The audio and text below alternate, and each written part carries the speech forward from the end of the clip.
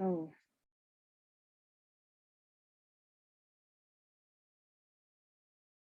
To the face.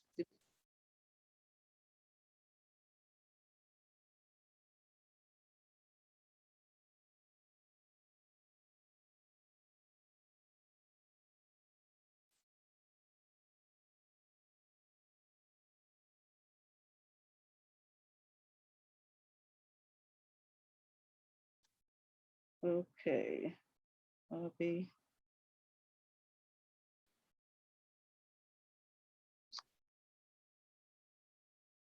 Hotep, everyone. Welcome to Call to Action. Good to see you all. Just sorting out one of few bits and pieces before we start. Robbie, where's the brother? Where's the brother? If I could find him. People to review just a moment. Rename.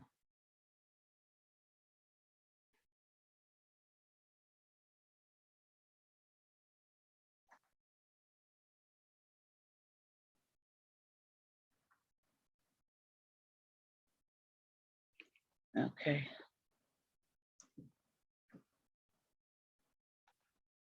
Okay. All right, I'm going to start because we need to get on. So anyway, welcome everyone to Call to Action, and welcome to those who's listening on Black Cultural Radio, and also welcome to those watching on Facebook. My name is Auntie Jean, and I will be the host for this evening. And I start off as I usually start off and get some water, and we start with libation, where we give thanks. We give thanks to the Ludamari, the Most High, who's given us all creatures great and small, the creator of all living things, and the earth that we stand upon, the air that we breathe, the sunshine that gives us life, and the water that gives us life. I give thanks for. I also give thanks to my Ori, which is your head, which gives you your intuition, so you know what's right from wrong, helps you be the people who you are today.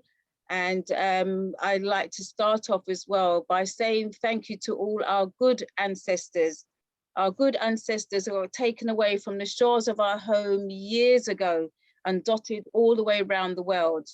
I give thanks for their tenacity. I give thanks for their strength.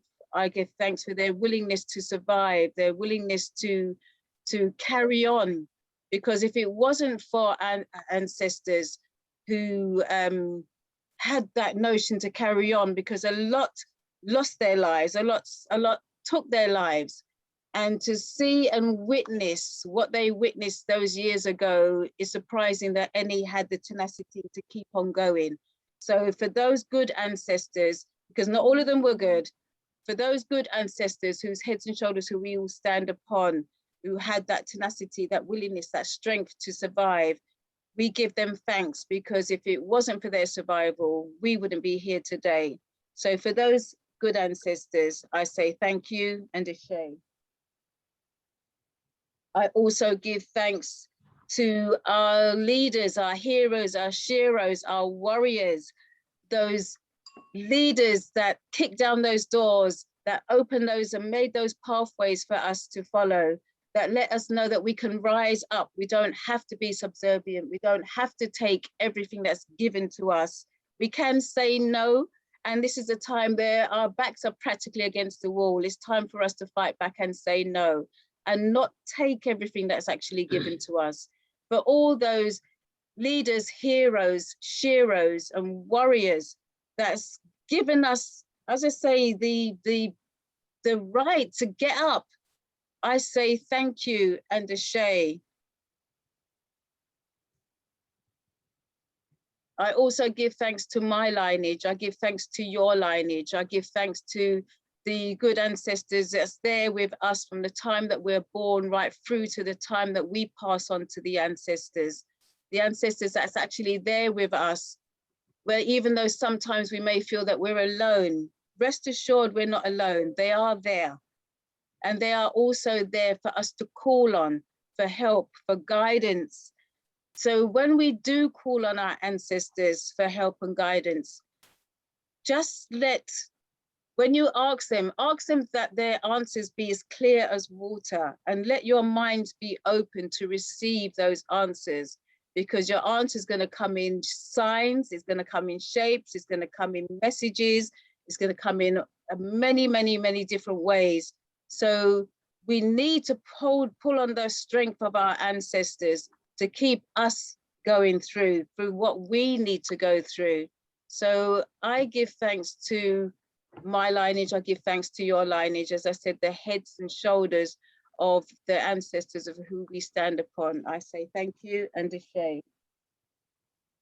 And this is where I take my opportunity to say thank you to my grandmother, whom I never met, but I know that she's with me all the way. So Stephen Bailey, I say thank you and ashe. I also say thank you to my grandfather, Hubert Stair, who we called Mr. Stair. I say thank you and ashe. And I also say thank you to my mother and my stepfather, who, if they weren't the people who they were, I wouldn't be the person who I am. So I say thank you and ashe to Ivan Pinnock and Iona Pinnock. And if anybody would like to say thank you to a loved one or loved ones or family, friends, or somebody who they know that's just passed, unmute yourself and to say thank you. Ashe, Auntie Jean. Ashe. I just want to give thanks. Ashe. I just want to remember Cherry Gross at this evening's meeting, who on Sunday, Prophet Kweku and other members of the family and the community were there to see the unveiling of a monument in memory of Cherry Gross. So I'm just calling on Cherry Gross this evening and giving thanks for her strength after being shot in the back by police and living for another 20 years, albeit that she was confined to a wheelchair. Ashe. Ashe. Ashe. Anybody else?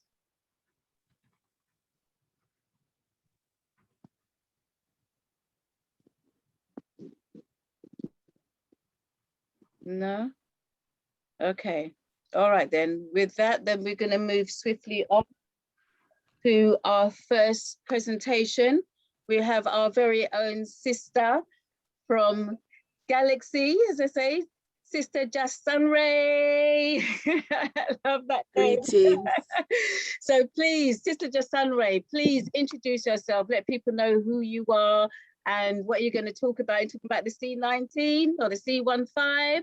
C15, C19. Okay. That's what I'm talking about today. Okay, the screen is now yours and welcome. Okay, well, let me just quickly do screen share. You're not going to let people know who you is? Yeah, but I think if I just put the screen up. Okay. Okay, greetings everyone. Tamsin, can you hear me? You can, can't you? Is that okay?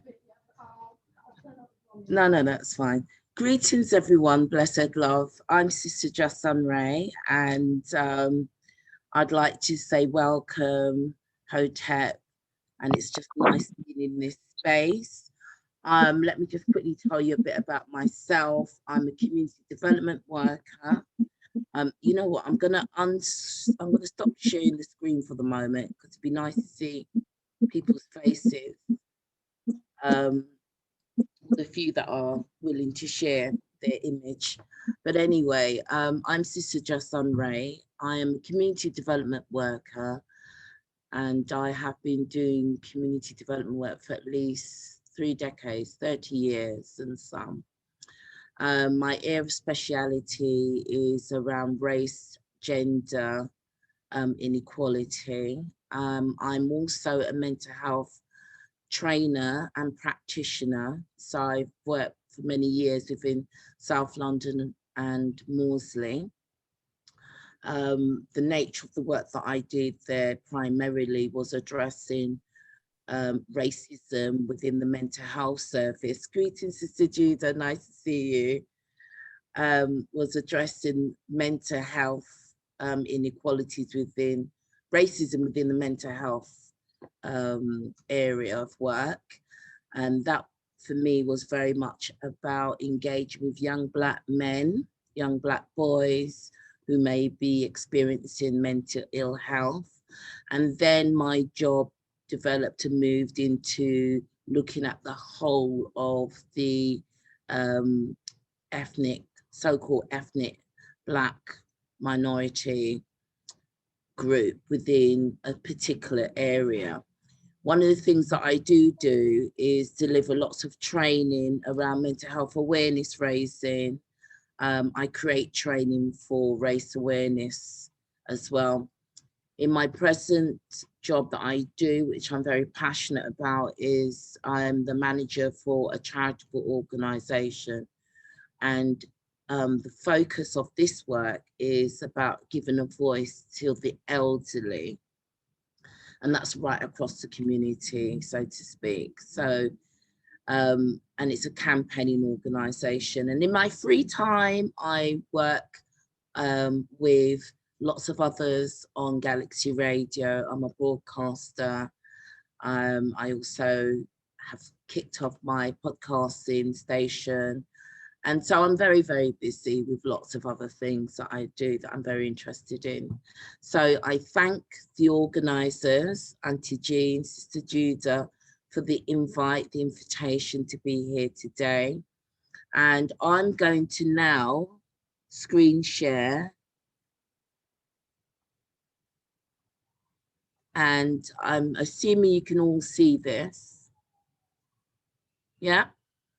Okay, so I'm going to be talking about the C19 vaccine hesitancy. And I thank you, Sister Judah, for asking me. When I was speaking to, let me just be mindful, I've got 20 minutes to talk, is that correct? Yes, that's correct. Okay, excellent. So I'll be stopping about 25 minutes to 9, is that correct? Yeah? With Q&A. All right then, let me just quickly move on. So I was speaking to Sister Judah, and when she was telling me about the event and what I'd be talking about and what have you, and one of the questions was, well, why it was around COVID, it was around C19, and whether I take it, and basically was to establish my point of view. And I think for me, let me take this off. I think the key thing for me is that I'm not here at all today to tell people to take it or not to take it. That's not the nature of my talk.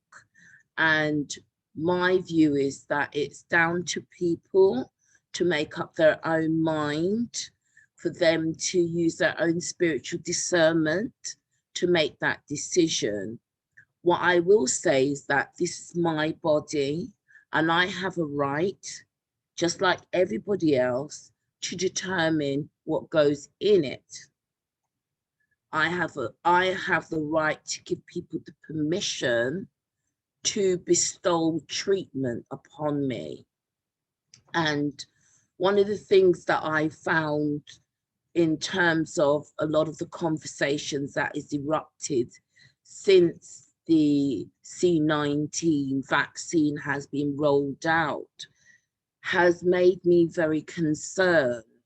And the reason why I say concerned, because it would seem to me, unless you are compliant, unless you're in agreement with the masses, then there's a problem with you. And I think that's somewhat unfair. So my presentation today is really just to kind of share with you my thoughts around the process of the C19 vaccine. And hesitancy is a word I know what that means, but I couldn't believe it when I heard it being used. C19 vaccine hesitancy. What does that mean?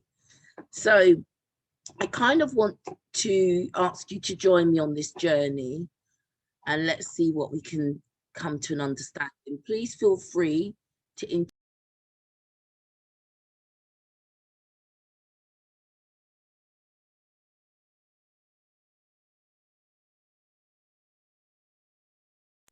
Oh, have I been talking all that time and been muted?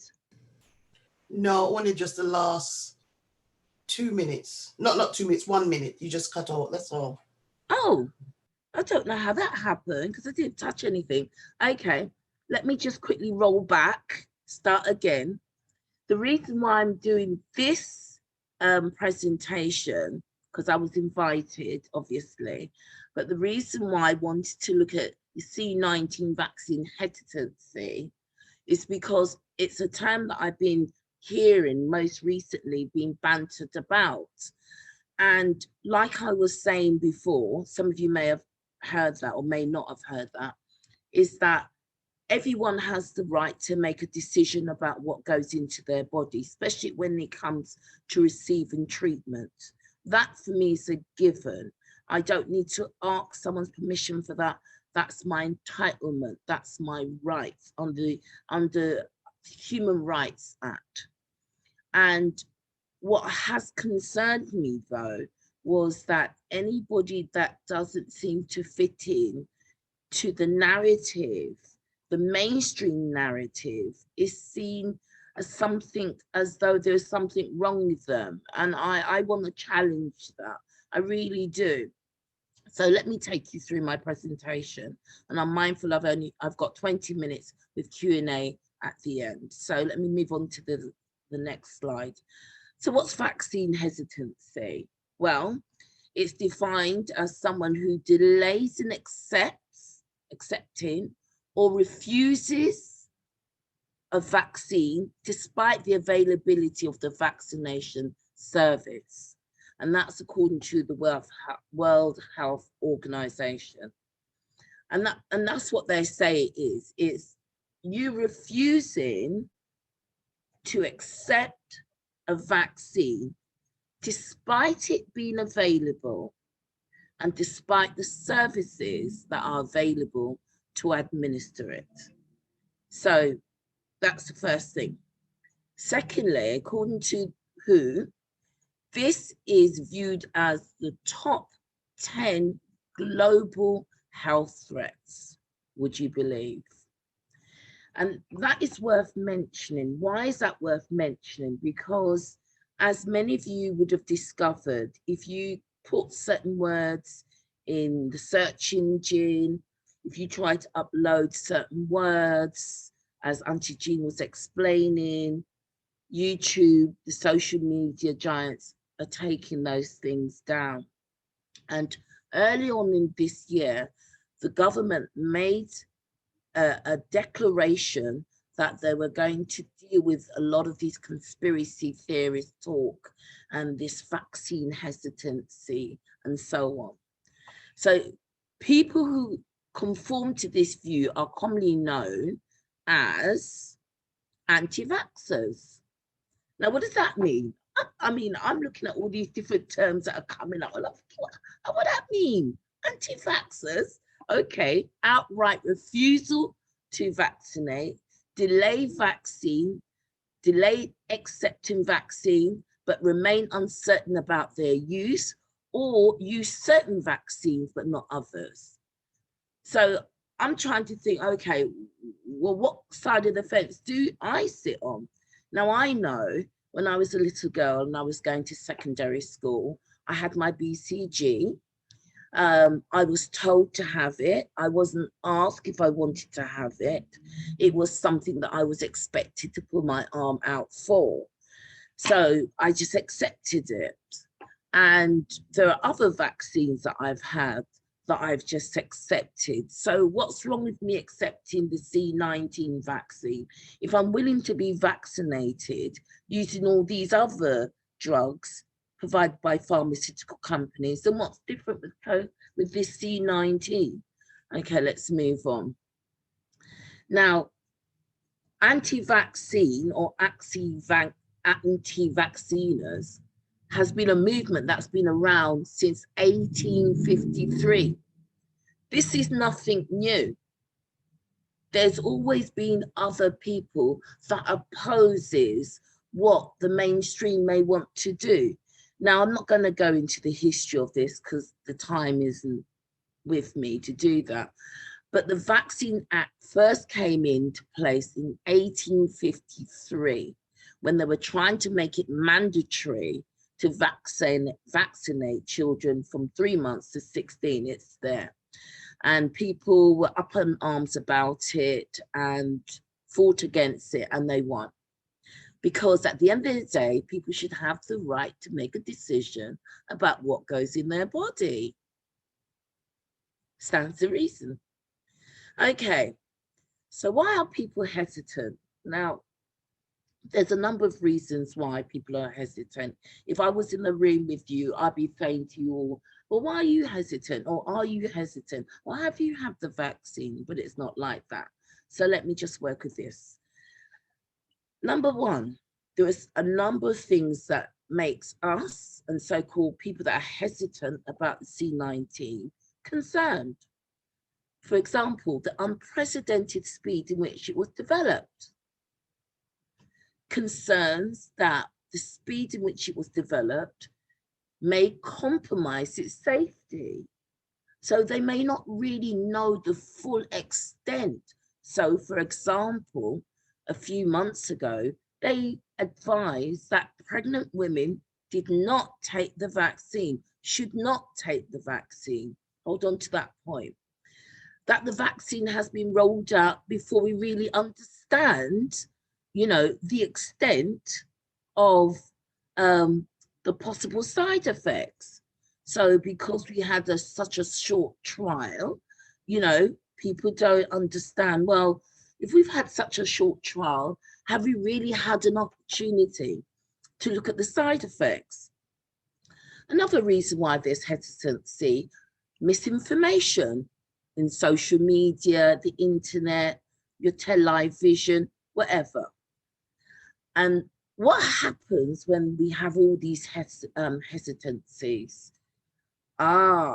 Conspiracy claims start to fly around the place.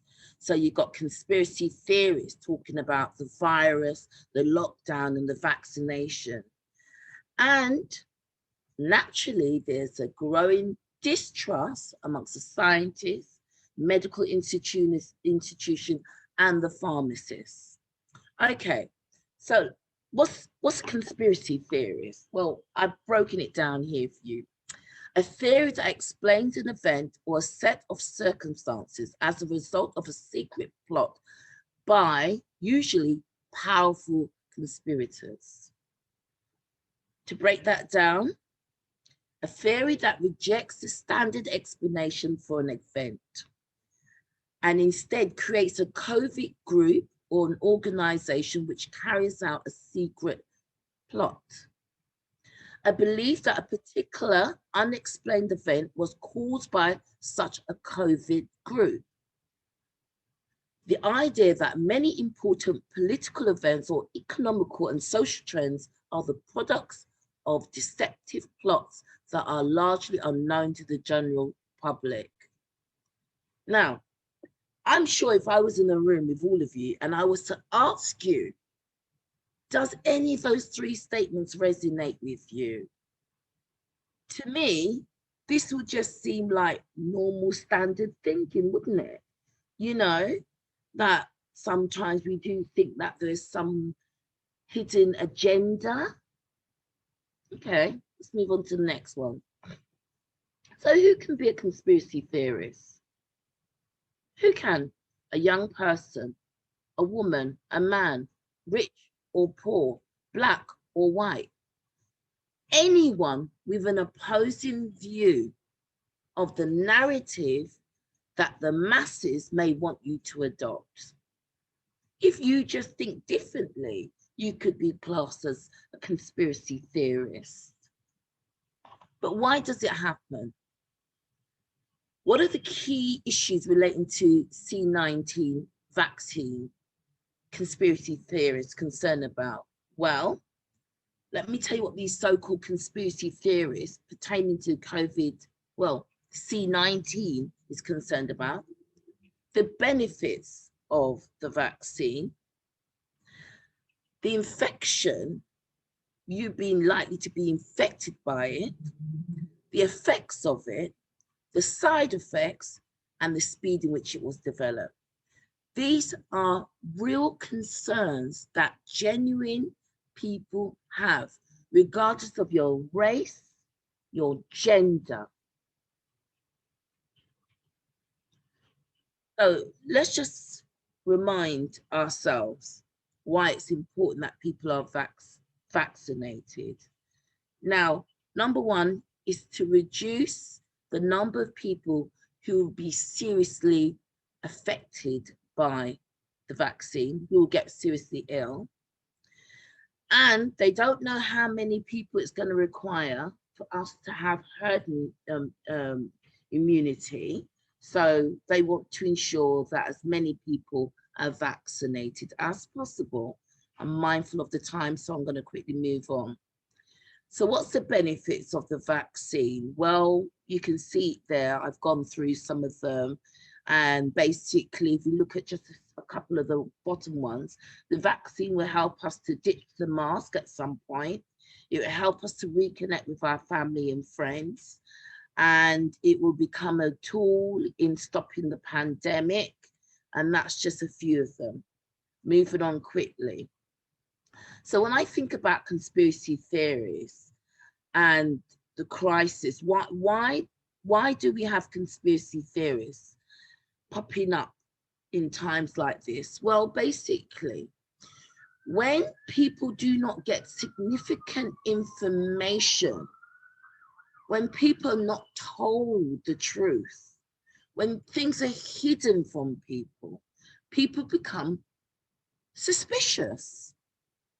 And we have to admit that not all the information that has been shared in the UK about C19 has been correct and has really been to our benefit in terms of giving us a good idea what we're dealing with.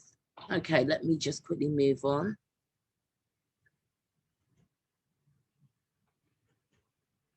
So if I was to think about it, if I'm so-called hesitant and I'm reluctant to take the vaccine, then what would help me to make an informed decision? First and foremost, the information, I need to be able to trust that information. I want reassurance that safety has not been sacrificed for speed. I want accurate, comprehensive guidance on its efficientness and the potential risk and how long that protection will last for. I don't think that's unreasonable. I don't want to be scaremongered. What I want is not slogans and sound bites and selective emphasis. Messages should be provided in a way that gives us a full picture of what we're dealing with.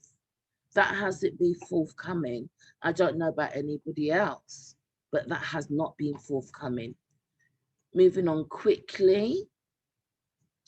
So if you listen to somebody tell you something, you want to make a judgment call about what you're hearing, don't you? So if someone's telling you something, you have a process, you process that information. And the first thing you want to do is look at the difficulty of the situation around you. You want to define what the problem is. You want to break up the issue in manageable sized pieces. You want to formulate some possible solutions, and you want to be able to use that outcome to determine whatever you think the issue might be. And so it goes on. I'm not going to go through this slide, but this is just to let you know that this is a 12-step process. And what do we call that? Critical thinking, known as reflective thinking, which is the process of analyzing information in order to make a logical decision about the extent to which you believe something to be true or false. Now, if I'm regarded as a hesitant, then as far as I'm concerned, all I'm doing is critically thinking. I'm reflecting on the information that's been shared with me by the government. I'm reflecting on the information that's been shared with me in the newspapers. I'm reflecting on what I see and hear on YouTube. And I have to make a decision in the absence of clear given information from our government or those that rule. What else are people to do? We all have a mind. And the key is that we must use our mind to think for ourselves. And just quickly move on. So if you look at some of the popular conspiracy theories, we've got the virus is an hoax. The vaccine is dangerous. It can cause autism. These are just some. It's actually putting an implant of microchip into the body. I've thrown some other unusual ones in there. But the point that I'm making is that there's always different points of views, but presented with facts, you know, will help us to determine what is fake news and what is actually true. So just quickly, I've put a slide up here which looks at why Black people have died disproportionately from COVID-19. And there's lots of reasons here. Number one, because they're frontline staff. Number two, the hospital failed to give them PPE equipment. Number three, we come from multi-generational families. A lot of our elders are not in old people's homes, but actually living at home amongst us. Black people haven't been afforded the luxury to be able to stay at home when everybody was on lockdown. People have 1, 2, 3 jobs. They have to go to work. That's just to mention a few, but one of the biggest ones are, one of the biggest issues for me is the fact that our life is very different from our white compatriots. You know, people are having to work longer hours. There's a whole range of reasons why we're disproportionately impacted on. And one of the key ones is racism. And we cannot exclude that. Racism within the health service, discrimination and how we are viewed. Okay, I'm moving on. So what can we do to help ourselves? Stick to the government C19 guidelines. I'm just going to tell you, my people, stick to the guidelines. We know there's something out there. We ain't stupid. We can't pretend that COVID-19 doesn't, well, C19 doesn't exist. Something exists. It's very well. As you notice, I've not mentioned Wilhelm once. We know that there's something out there killing our people and killing white people alike. So we're not foolish. So stick to the guidelines. Wear your mask, social distancing, keep yourself well, eat healthily, take exercise, keep thinking positively. One of the things that I would say to you is there is a number of products that we can take to help yourself. Herbus oil, Epsom salt baths, eucalyptus, lemon, lime, garlic, cider vinegar, celery. And that's just to name a few. So am I conspiracy theorist? No. Am I vaccine hesitant? No. I think I've got the right to make a choice about whether I want to take it. Does that mean I will never take the vaccine? No, it doesn't mean I would never take the vaccine. But it just doesn't resonate with my spirit at this present moment in time. And it's my spirit that I am guided by. So I would say to you all, go by your spirit, your gut feeling. If you feel this is right for you, then do so. If you don't think it's right for you, then don't.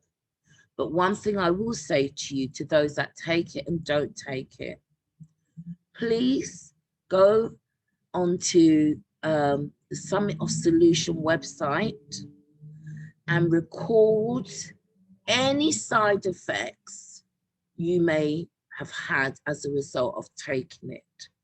If you've made the decision not to take it at this present moment in time, but you know of a relative, a loved one, a friend that has taken it, and you want to be bothered, I think you ought to, and you've seen some side effects that they're experiencing or they've mentioned to you, ask them if they'd like to put their information in this database, or you can do it for them because it is set up in such a way that you could input that information. We are walking in a time of the unknown, and not even the scientists really know what true nature of this vaccine and its potential side effects. A few months ago, they were saying pregnant women shouldn't take it. Now I read today that pregnant women can take it, and the reason why it's good for you to take it if you're pregnant, because your baby will build up immunity to C19. You see, is there any wonder why the public is confused? Because what they say one minute is different to what they say the next minute. And then you wonder why people are confused. And then when people become confused and want to ask questions, you call them conspiracy theories. No, let me tell you what you ought to do. Public Health England is clarify yourself. Get the information, answer those questions that people are asking. Be clear. Please do not think another Tahigi program couldn't happen, because it can, and it does. I don't even want to talk about HIV and what went on there. So let's treat people intelligently. If you want to build up people's confidence in what you're doing, then provide us with transparent information so that people can make an informed decision. We pay our taxes. You owe us that much. And then I may consider taking it.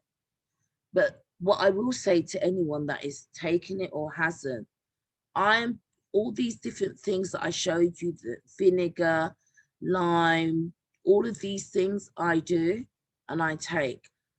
And exercise, I want to look after myself. So I make sure I take the appropriate home remedies to help myself. And that's all I can suggest, the same for you. And if you need to take the vaccine, you have to take the vaccine. I'm not going to argue against that. But what I will say to you is, please, if you can, go on to the Summit of Solution website and have a look at the questionnaire there so that we can record your experience.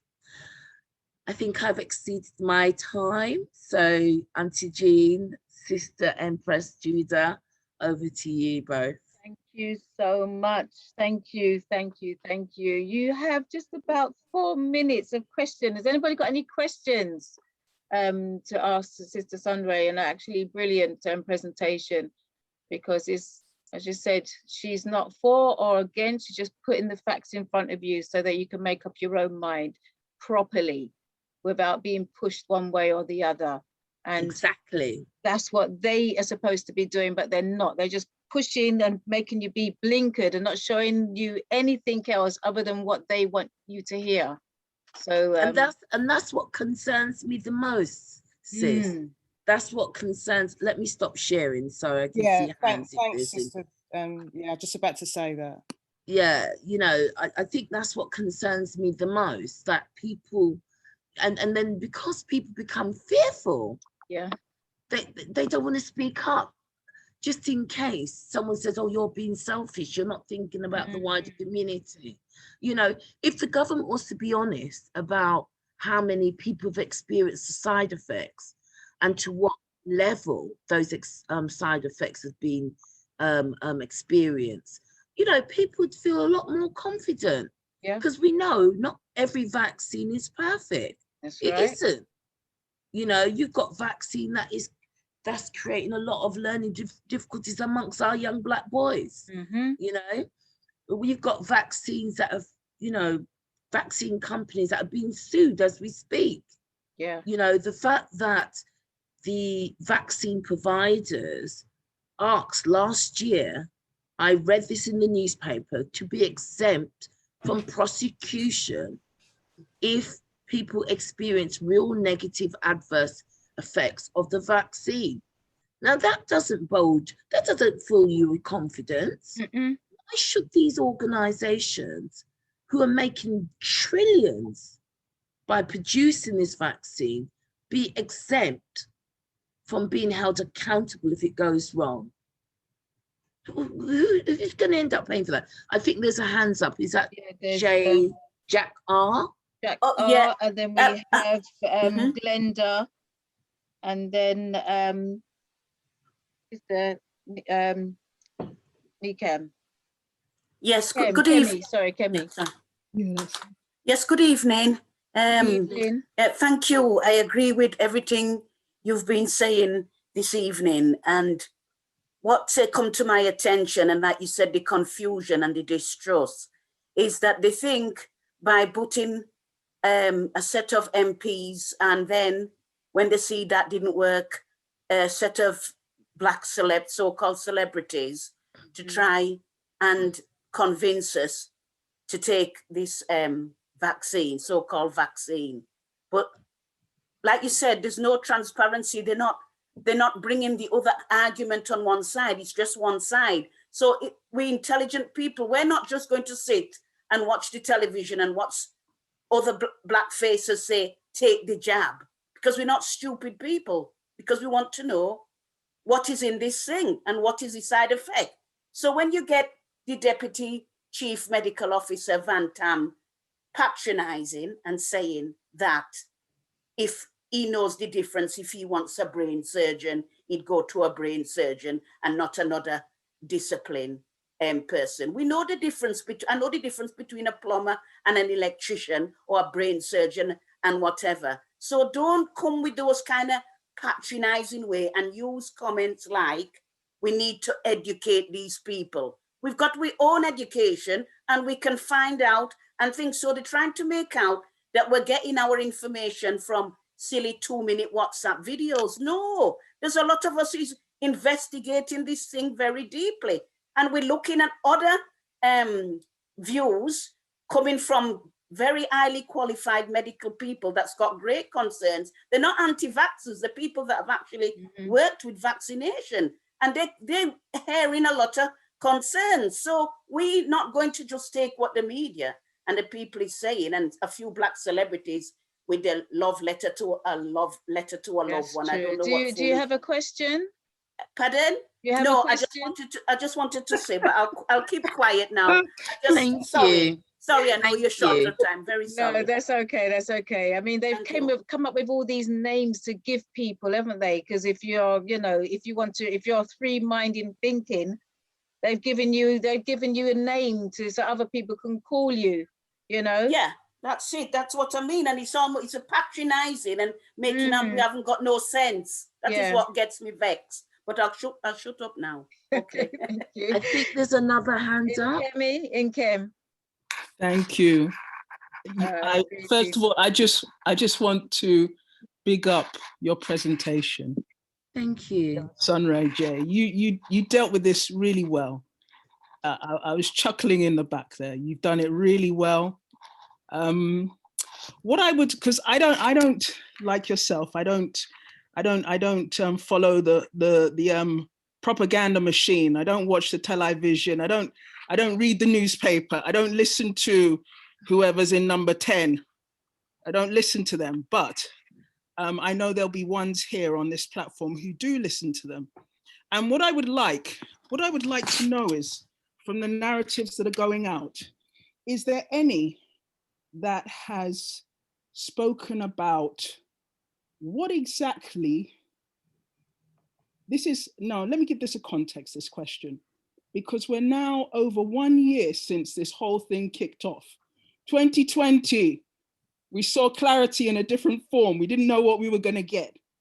And this kicked off. We're 1 year down the line now, over 1 year. And yes, there have been a lot of fatalities. It's taken them until now to start rolling out a vaccine.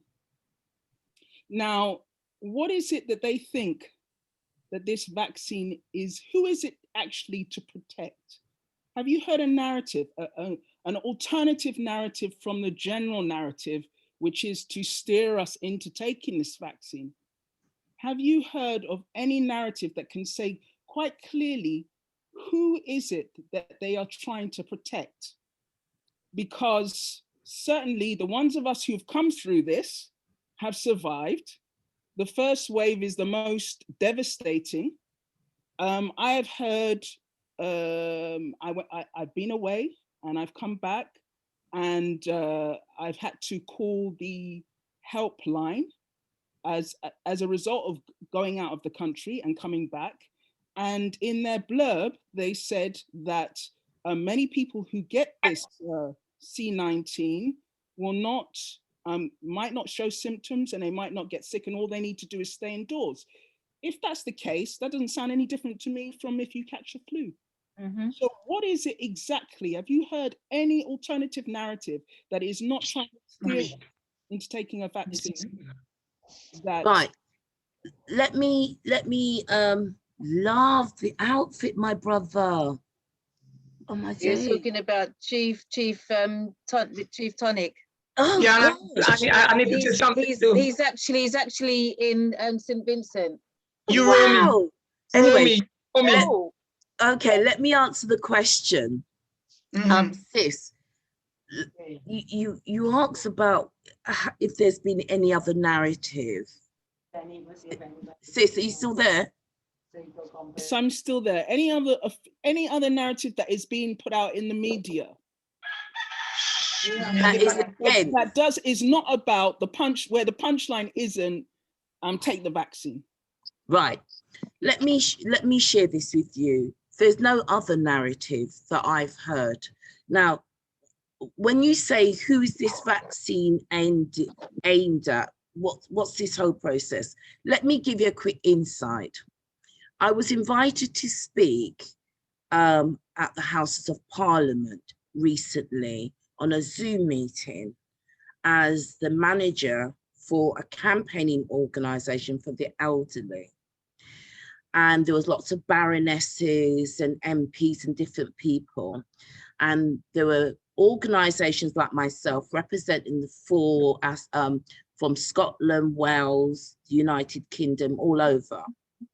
And one of the things that they were talking about was DNR, do not resuscitate. And I raised that as a concern. And what they were basically saying was that it was okay to refuse treatment to those that are regarded as infirm, old, vulnerable, fragile. Now, they don't really, now if you, I'm putting that out there, just one side. Secondly, when you look at vitamin D, the vitamin D argument, and that vitamin D for melanated people, which comes from the sunlight, increases our immune system. When I did my research looking at alternatives to the vaccine, every piece of research, even around vitamin D, was inconclusive. They would tell you that there hasn't been enough research done. When you look at the internet, it's almost like it's steering you towards a vaccine. Let's bear in mind, when you take the vaccine, it doesn't mean you can't get C19. It doesn't mean that you can't have it and pass it on to somebody else. The key thing that the C19 vaccine does for you, it stops you from having a serious illness with it. However, if you have underlying health issues, that could also compromise your ability to bounce back from the illness. So what can we do to help ourselves? Are we just waiting for a vaccine and we cannot live our life until we have a vaccine? I think that can't be right. That can't be right. I'm a child of Jah. I'm a child of God. I believe in the earth. I believe in the healing herbs and bushes and the trees. The medicine were on Mother Earth. There is the answer. And I think, Sister, I know I've gone over. Let me stop. what I was going to say, Sister JahSunRay, it'd be really good if you could perhaps come back and do a part 2, because there's a lot of stuff, a lot of information that you still didn't have time to share. Yeah. So if you're willing, would be more than happy, I'm sure everyone here on the Zoom tonight, for you to return next month and complete your presentation in terms of the alternatives, because I think, as you rightly said, that's the key to this thing. They're not putting out the strong message of keeping your immune system strong and want to continue with the pharmaceutical industries pushing their drugs. All right. So I'm just very much mindful of the fact that it's now coming up to 5 to 9. I'm therefore going to cut back on the time allocated for myself. So I'll only have 5 minutes. And could I ask Auntie Jean? Shall I just say thank you so much? And I'd be really happy to come back and do a part 2. And I'd be really pleased to focus on what we can do to help ourselves. Please, please. So yes, that's booked and that is asserted. I'm really happy about that. And I'm sure everyone else on the Zoom likewise will definitely be here to listen to your part 2 in May. So thank you again, Sister JahSunRay. If it's all right with you, Auntie Jean, given the time, unless you want to take perhaps 2 more questions, but they'll have to be very to the point and concise, then I think we should, as I said, I'll have 5 minutes instead of 10 minutes, and then we can move swiftly on to... okay, that's fine. All right, so we move swiftly on then to Galactic Clyde. Galactic Clyde, glad to Greetings, say your question. Galactic Clyde. Yeah, to the point and concise, as he says, yes. The main thing that the beginning of C19 that we have to observe, and it's very important for people to remember, that the persons that were pushing vaccine are the same people that are pushing depopulation. And we understand from research, many research out there, that vaccination or this whole medical intrusion is the new war. It's a war of controlling humanity into the new world disorder. That's what I would say to this. Okay, and quickly we hear from Chief Tonic. Yes, how you doing? I just wanted to say I appreciate being on the getting late. First, my apologies for getting in late. But the sister there, she was speaking logical facts, but as Brother Clive just stated, the medical photonia is a poisonous industry. Let me put it out in a plain side. No need to sugarcoat anything for nobody, because I'm a herbalist. I teach people how to heal themselves from herbs, and the best protection we have is our immune system. So why would I want to practice, be a test subject for someone experimenting on a modified scientific compound, which is an acid-based compound, which does not agree with my alkaline immune system, and provide by nature, which is my immune system, which heals me and protect me from all bacteria known in the universe, because all we have is good and bad bacteria. There is no disease. I said it and I advocate for it in many of my videos.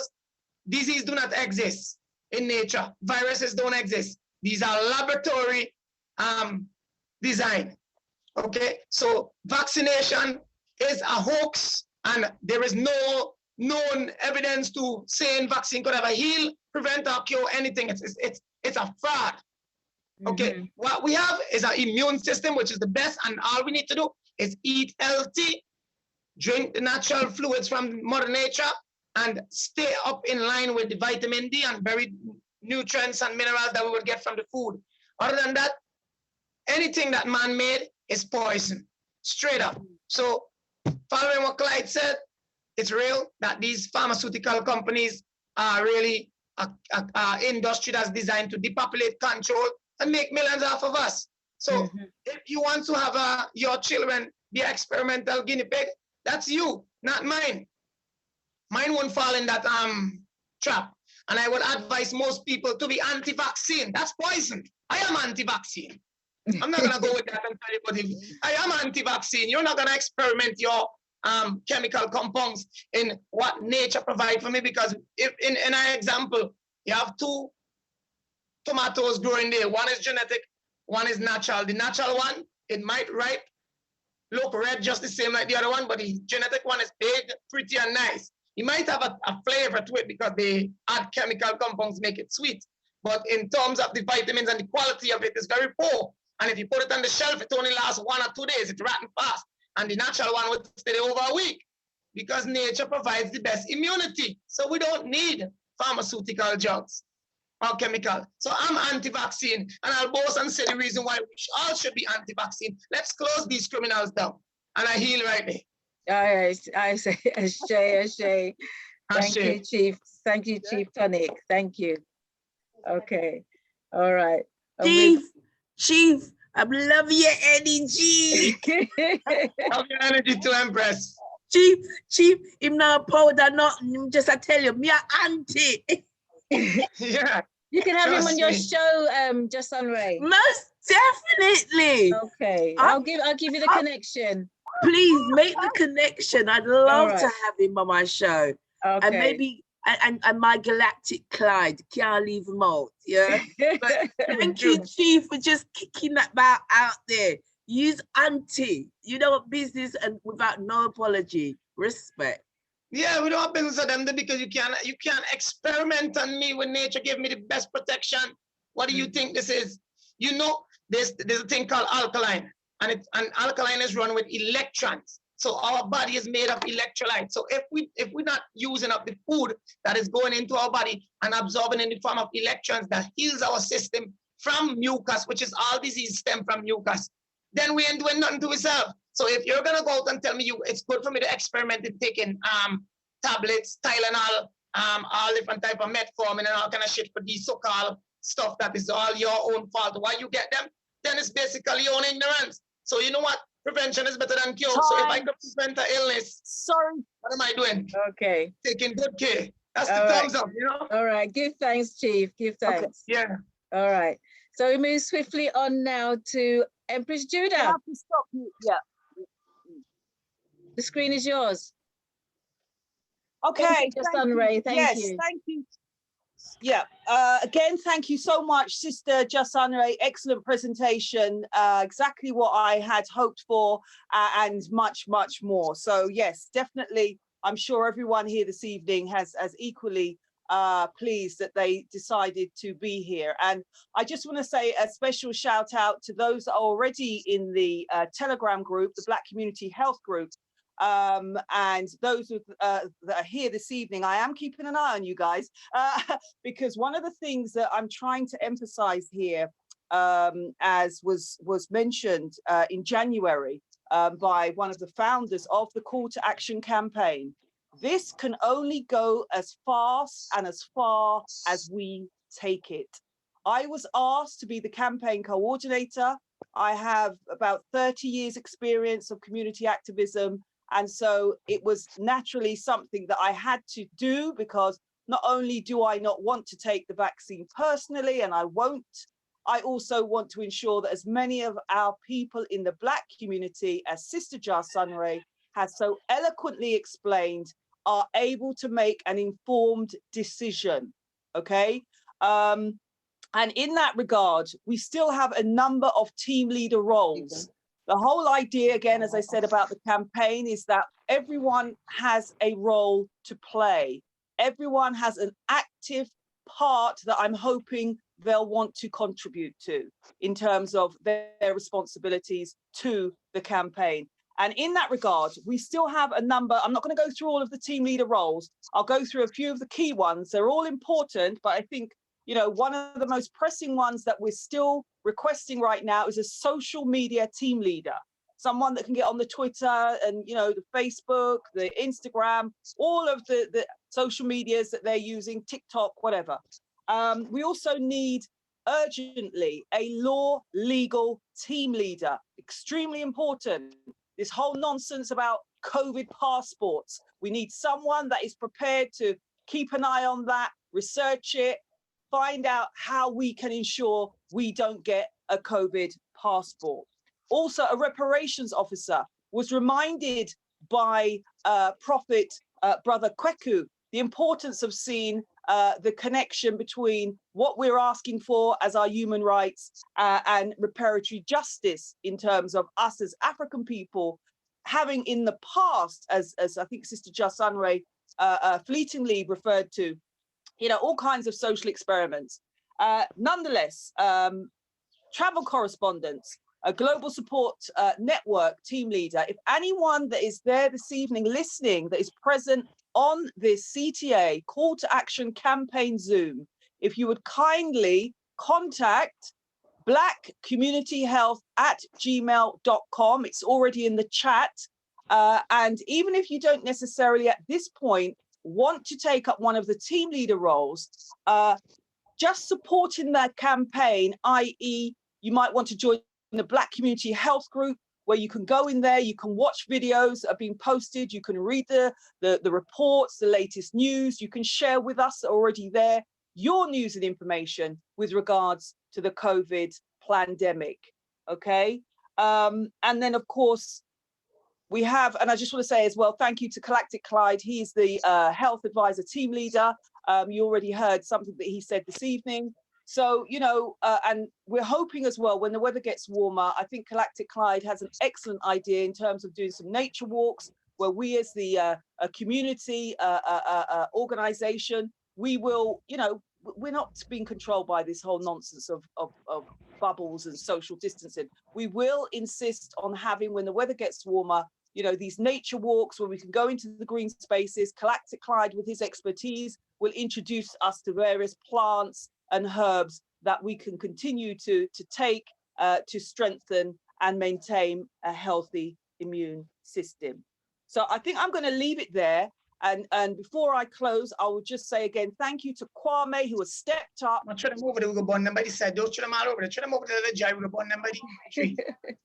Give thanks, my brother, and blessed love to you too. All the way from St. Vincent, that's incredible. CTA is going global and reaching the African family. That's excellent. So Kwame stepped up, and Kwame is now, I'm pleased to say, the political research team leader for the Call to Action campaign. So I hope many of you, when you listen to his presentation, likewise will want to follow his example and get involved, because as I said already, this campaign can only go as fast and as far as we want it.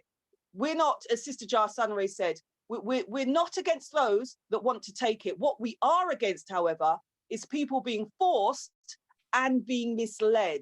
So the only way we're going to understand the alternative narrative is we have to do that independent research. We're not getting government funding. We're all volunteers. This is about saving our lives and our children's lives and our people, wherever they are on the planet. And we know in Africa in particular, where there is the lowest rate of COVID cases, they are determined to roll it out in Africa. We have to be, as Sister JahSunRay said, critical thinkers. Why is that?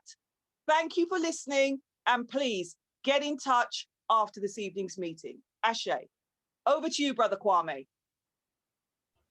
I give thanks for that, Judah, and greetings to one and all listening wherever you are, be at home or on the continent. Or I say it's the way around, that continent or outside the motherland. But so today's presentation is basically about vaccine passports, the vaccination program, and the law. And it's interesting that Sista JahSunRay made that point about, the vaccine hesitancy. And I've got a couple of nuggets that will dispel that and the reason why even this whole vaccine thing shouldn't really be taken seriously. So I'm going to go straight into the presentation. So the Coronavirus Act 2020, that was put into law April last year. The takeaway from that is that the vaccine is not mandatory. Yeah. So even within their own law, the Coronavirus Act of 2020, that was put into Parliament last year, the coronavirus vaccine, it is not mandatory. Now jumping again using their own law now, the Council of Europe, okay, which this country is a part of, they may have left the EU, but they are still a member of the Council of Europe. Okay, now the Council of Europe met at their Strasbourg and they passed on January 28th, so that's 3 months ago, resolution 2361, right? You can Google that if you want to, 2361, right? And the key takeaways from that, again, is that 7.3.1, right, is that the citizens, i.e. the citizens of the EU, including this country, should be informed that the vaccine is not mandatory and that no one is politically, socially, or otherwise pressured to get themselves vaccinated if they do not wish to do it themselves. I repeat that again.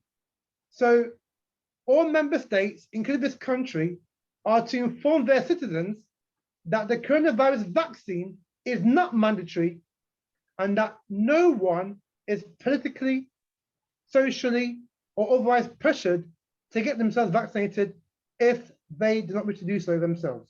So even on that resolution 7.3.1, why hasn't the UK government informed us, the citizens of UK, that the vaccine is not mandatory and that no one should be pressured to do it?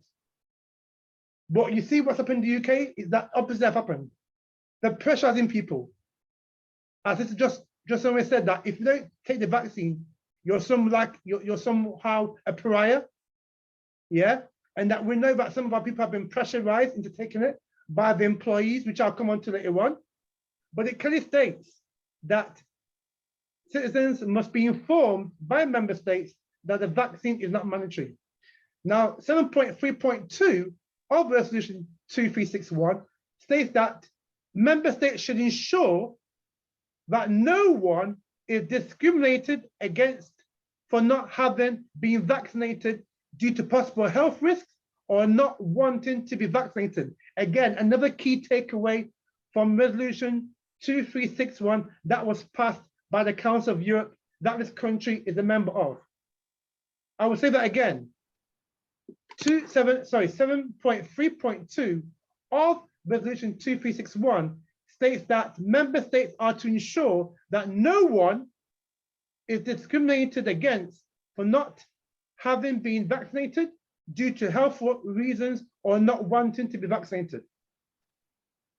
But we hear on the grapevine, and it's something I'll come on to, that people that do not take the vaccine could be stopped from going to cinemas and that kind of thing, yeah? But it clearly states that people shouldn't be discriminated in this Council of Europe resolution.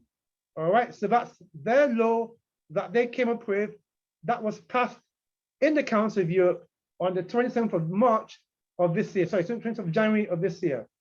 All right, so that's the legal framework in terms of the Coronavirus Act 2020 of this country and also the Council of Europe, Resolution 2361 that was passed in Strasbourg on the 27th of January, making it clear that this COVID vaccine, or rather virus, is not mandatory and the effort should be made to inform people, but it's not mandatory and that one should not be discriminated upon if one chooses not to take the vaccine. So the law aspect of this. So based on what Sista JahSunRay said, it is clear as light as day that people have been pressurized for political and economic reasons to have the vaccine. Because this country, according to the latest stats coming on to tonight, 33.6 million people in the UK have had their first dose of vaccine, right? 12 million people in the UK have had both doses, right? So 33 million people have had their dose, right, of the first coronavirus vaccine, yeah? Now we know that every dose in the vial has about at least 3 or 4 doses, yeah? So you do the maths, 33 million times 4 doses, that's 132 million doses have been taken so far. Times that by $20 a dose. You do the maths. And we know that people like Boris Johnson and Matt Hancock have got a cut in the slice of the action. Hence their, their innate, persuasion to force or to coerce people to take the vaccine, when the law states that people should not be forced to take the vaccine, and B, the vaccine is not mandatory. So that's something that people need to think about, where this whole thing is concerned. Now, as far as vaccine passport is concerned, now, before I get to that point, let's look at the vaccine program, in this, I've talked about this country, let's look at the vaccine program in Europe. Now, we know that before coming to press today, there were some major countries in the world that have suspended the AstraZeneca vaccine, right? So the AstraZeneca vaccine is the most commonly used vaccine that has been rolled out as part of this global vaccination program for coronavirus 19. Other vaccines that are on the market include the Johnson & Johnson one, the Sputnik one made from Russia, the one made from China, the COVAX one that's been given to so-called developing countries, and there's 2 others as well. Now, the AstraZeneca one, because of recent incidents of blood clots that have happened, 15 countries within the EU, including Denmark, Iceland, the Netherlands, Ireland, Spain, France, Latvia, Lithuania, Germany, suspended the coronavirus vaccine of the AstraZeneca ilk because of these blood clots. Also, globally, Thailand, DR Congo, Indonesia has also halted the, the AstraZeneca vaccine. I'll come to the content of Africa in a minute. The Caribbean, we know that's also in places like Jamaica, St. Kitts, St. Nevis, there's a rollout program going there. And again, that is the COVAX vaccine program, which is spearheaded by the AstraZeneca vaccine. Now, these blood clots were not reported when we last had this meeting in March. But since March, there's been blood clots happening, yeah, in many countries throughout the world, whereby people have had,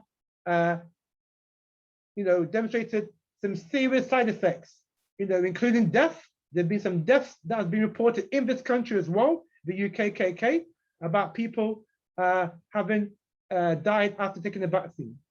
And the AstraZeneca vaccine is the most, one that has caused these blood clots and deaths. So coming to press tonight, we know that some of these countries like Denmark, the Netherlands, Ireland, and France have resumed the AstraZeneca vaccine. However, they have refused to give it to over 65s. All right. So that's the program rollout in Europe. Now, when we come to the African continent now, more than 41 African countries, okay, have begun vaccination programs. So this includes Ghana, the Gambia, Nigeria, Sao Tome, Kenya, Rwanda, Egypt, Mauritius, Seychelles, etc. They have started a mass vaccination program as of March of this year. South Africa, which has half of the 120,000 deaths that have occurred in the African continent. That's right, 120,000 deaths on the African continent. That is less than the total in this country, which stands about 130,000. Correct me if I'm wrong, but it's around about 130,000. Yeah.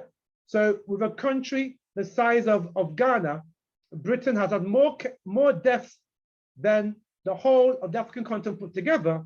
But there was a rush by the World Health Organization and others to allow the African continent to start mass vaccinating. And as we report, 41 of the 54 countries have started to vaccinate their people. South Africa, as I mentioned, that has 60,000 deaths of the 120,000 have suspended temporarily the AstraZeneca vaccine, and I'll come into the reason why in a minute. But let's not forget, this so-called South Africa variant is not really a South Africa variant. It should be called the Cape Town variant, because that's where it came from. It didn't come from KwaZulu-Natal. It didn't come from Durban. It didn't come from, Johannesburg. It came from Cape Town. And if you know Cape Town, I've been to Cape Town many, many times. If you know Cape Town is a predominantly white and so-called colored city. The African population there is around about 20%. And there also, African people cannot afford the flights to fly from Cape Town to London. It's an expensive flight to fly from Cape Town to London. It's about $1,000. Many Africans do not even get that a month, let alone have the ability in Cape Town to get a flight from Cape Town to London. So this so-called South African variant was brought into the UK by a white South African, a so-called white South African, who held dual nationality. We know that some of them in the Cape Town, particularly in Cape Town area, are dual citizenship, i.e. they've got British passports and South African passports, they've got Dutch passports and South African passports. So we know from our research that this South African variant was brought into the country by a European Caucasian person.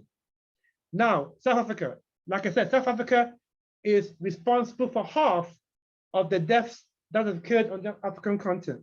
And they embarked on their vaccination program in March as well, where Cyril Ramaphosa was seen in public taking his vaccine along with senior South African ministers to dispel rumors that have circulated in South Africa that the vaccine could be dangerous. However, as we speak right now, South Africa has abandoned for now the AstraZeneca vaccine because it does not counter the variant of the so-called South Africa variant. So this AstraZeneca vaccine does not able to counter the strain that was mutated called the South Africa variant. And this is why South Africa has suspended the use of the AstraZeneca vaccine in order to get another vaccine which will be able to fight the the so-called South Africa strain, which really is a Cape Town strain. So that's just a small picture of the global vaccination program that is going on globally. Now, in terms of the passports, now this is something that we need to keep our eyes and ears on, because this vaccine passport is real. As we speak today, this country has, or this government of Boris Johnson has elected a vaccine czar, passport czar, in the shape of Michael Gove. Michael Gove is a minister responsible for looking at the issuance, the moral, ethical issuance of having COVID passports in the UK.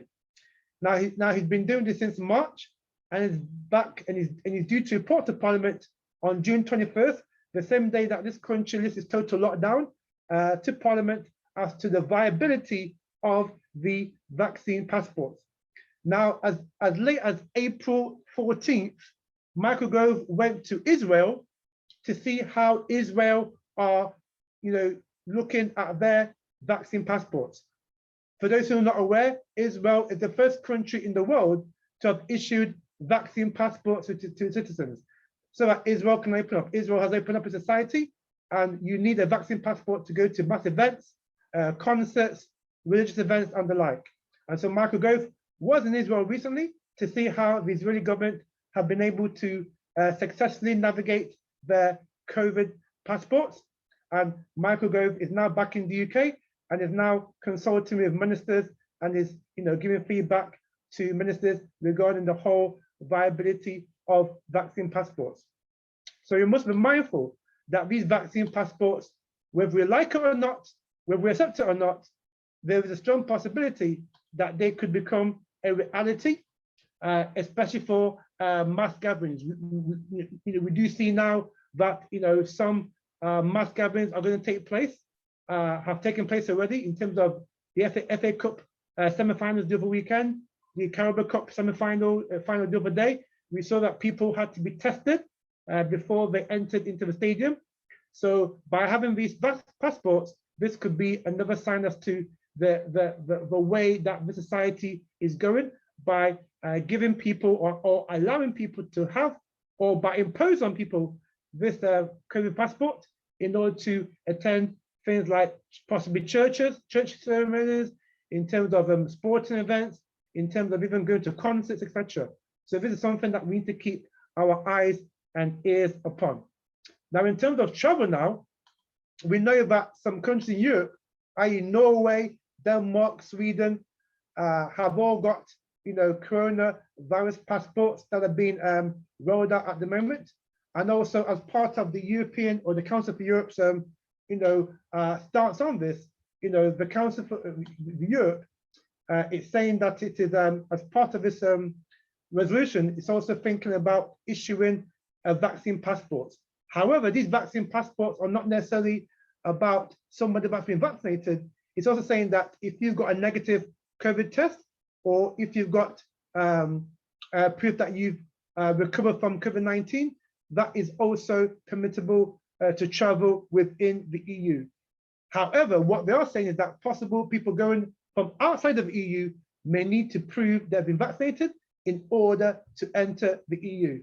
So that is an interesting or disturbing development taking place, because those of us who are family in the Caribbean or Africa, coming back to Europe, maybe from next year onwards, we may need to, show that you've been vaccinated in order to re-enter the EU. Finally, on this issue of travel passports, we know that some... Sorry, Kwame, sorry to interrupt you. Could I ask, are you able to wind up within 3 minutes, please? Yes, indeed, yeah. Thank you. Right, so we know that people like Saga, which is a cruise holiday to Caribbean, have said that it will allow people who have been vaccinated, okay, to come on board with its ferry company. Qantas and other airlines like I think a Swiss Air and another one have said that passengers can only travel if they've been vaccinated. So we need to watch out this space carefully. So in wrapping up then, before I wrap up, in terms of the employees and employees, which is something that we need to talk about, because again, some of our people are being coerced by the employer to actually take a vaccine.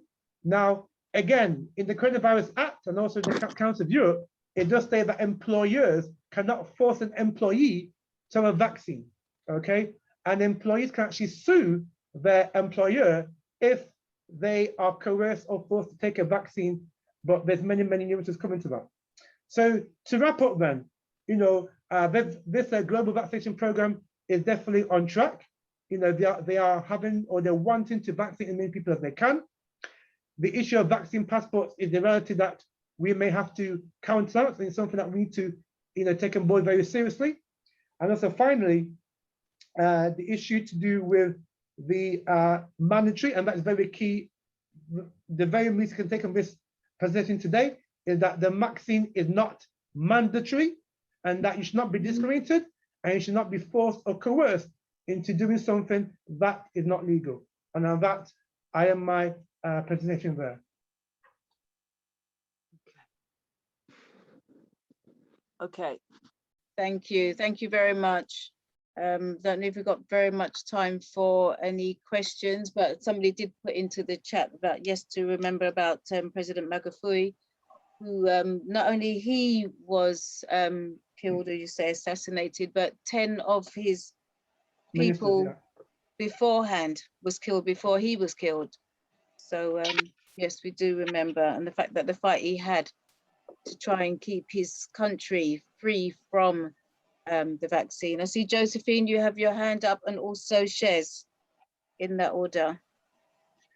Thank you. Tomorrow there's supposed to be a meeting where we are invited to go to it. could you tell me, please, is MPs going to be there, or is it another part 2 of this meeting? If the MPs are going to be there, can you tell us which MP is going to be there, please? Well, we haven't had a full confirmation from any yet, so surprise, surprise. But we don't know if any will turn up tomorrow. We're just going to have to wait and see. But regardless, we'll still be going on with the meeting. We'll put the information or the link into the chat so that you can join us tomorrow and you'll see for yourself. And just quickly to say, Josephine, that isn't... Thank you.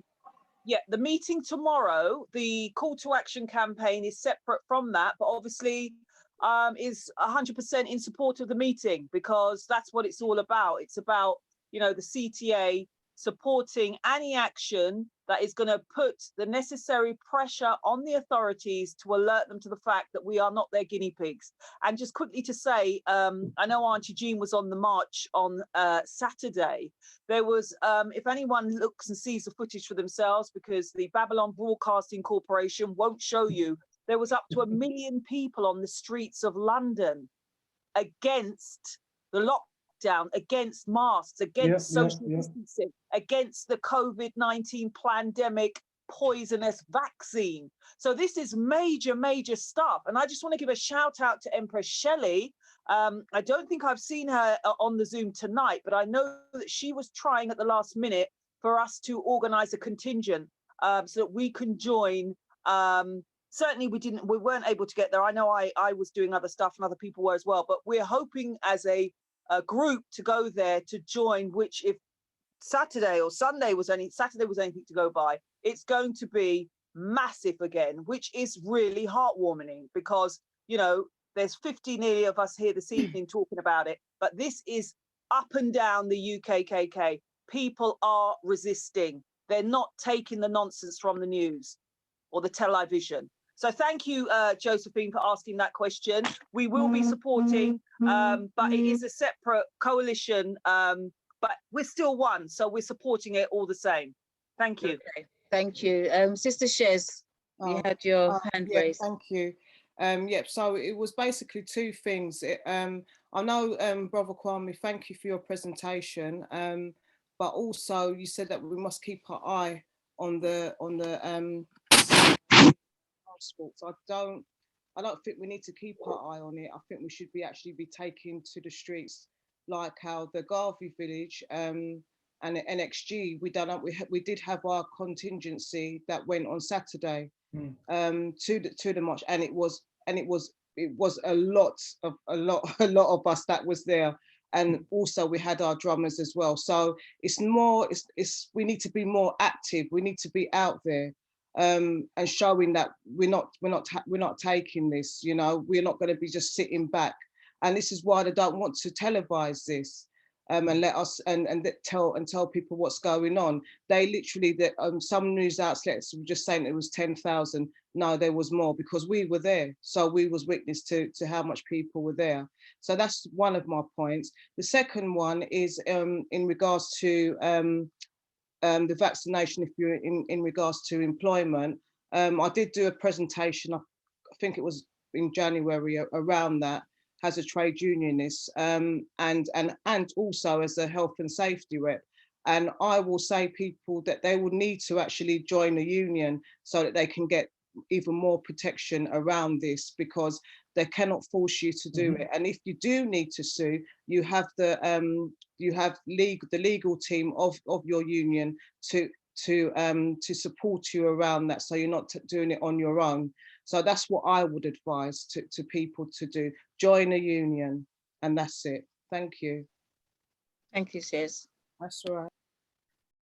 Has anybody else got any questions? I was just going to quickly say as well, I hope the Kwame. You're muted. You muted yourself. Okay, I was next time we get. Can you hear me? Yeah, yeah, you're all right now. Right, I was just saying, I hope next time we can see you, Brother Kwame. Was waiting for the light or something to go on there this evening. Okay. But yeah, definitely, just to reinforce what Sister Shaz has said, I think it's so important, Kwame. Thank you for your presentation. That, you know, these Zoom meetings are really important, but we need to be seen to be following through on the talk with some action. That's the only way that you know, they'll take it seriously, the talking. But on that then, yes, thank you so much for your presentation. Okay, no problem. So, I mean, can I just ask quickly that, you know, because obviously the first of Messiah is coming.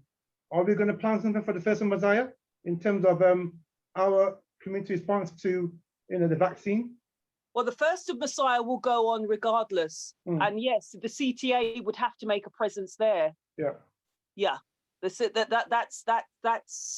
standard procedures. There's no way that is, I should imagine, going to be. But then if you really wanted to know further detail about that, in your capacity as the political research leader, you can always get in contact with them.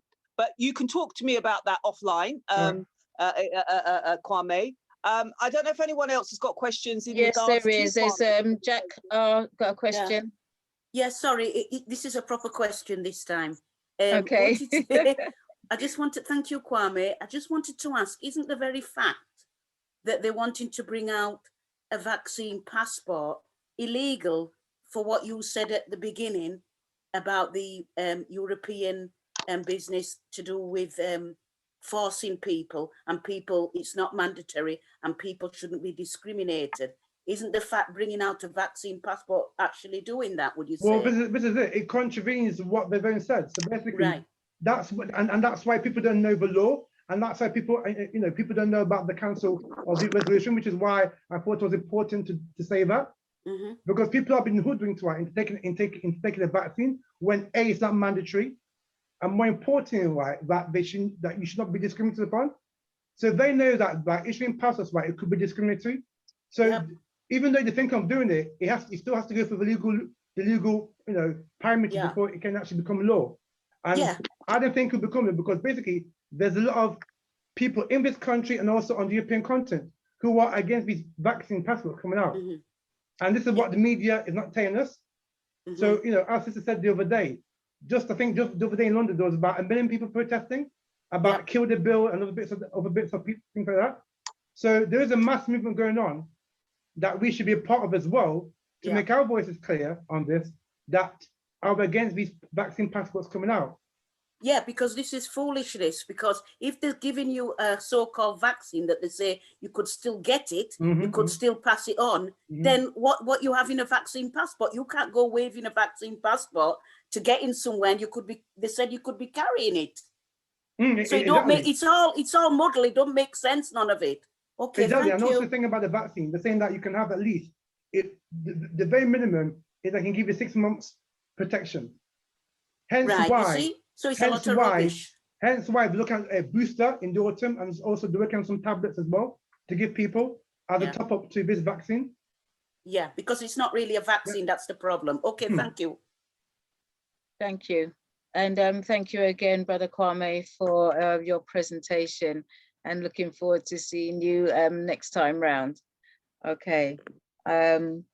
Just Sister JahSunRay, I see you had you unmuted quickly. Is that a question do you have?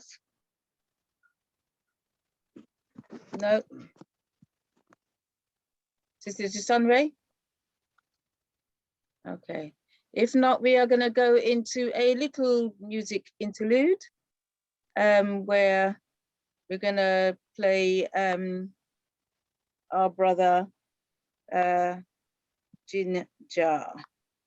So bear with me a sec.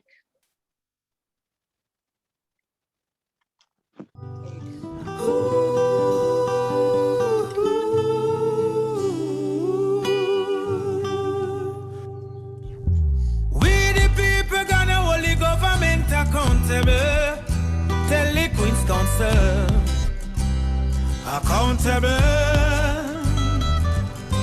We the people gonna hold the pharmaceutical companies accountable. Mr. Constable, accountable. We the people gonna hold the world leaders and scientists accountable. Tell the Queen's Council, accountable. With them rush facts hurt you. What that mean accountable? Tell the constable. Yeah. Story come to boom. Control population stunt. The leaders them now be up front. Bill Gates safe in a bunk. Yeah. Over 1 million and not people die. And I know we no see no leaders I cry wonder why. They must be born without eyes. Yeah. Them say the road too populated. Them want we get frustrated. Them say every black woman and child and black man should be vaccinated. We never come here for be no human guinea pig. Yeah. So live we make we live. Make we live. Yeah. For the evil you're doing in the name of goodness, we know there are crimes. So live we make we live. Make we live. Yes, now. We the people must hold the government accountable. Tell the Queen's Council accountable. We the people go and hold the pharmaceutical companies accountable. Tell the constable accountable. We the people go and hold the leaders and scientists accountable. Tell the Queen's Council accountable. If you rush vaccine, poison vaccine, them no care if it hurt you. What that mean accountable? Tell the constable. All the evil you're doing in a Jesus' name, you are going to charge me war crimes. For all the people you trick with politics every day through hard times. Trying to do what you did to our ancestors years ago in our time. Hope you know we know what you hope to. We've been reading all signs. We the people go and hold the government accountable. Tell the Queen's Council accountable. We the people go and hold the pharmaceutical companies accountable. Tell the constable accountable. We the people go and hold the leaders and scientists accountable. Tell the Queen's Council accountable. If you rush vaccine, poison vaccine, them no care if it hurt you. What that mean accountable? Tell the constable. Someone got to be accountable. Tell the Queen's Council accountable. Yes, now. Someone got to be accountable. Tell the constable accountable. Accountable. Yes, for real. Someone got to be accountable.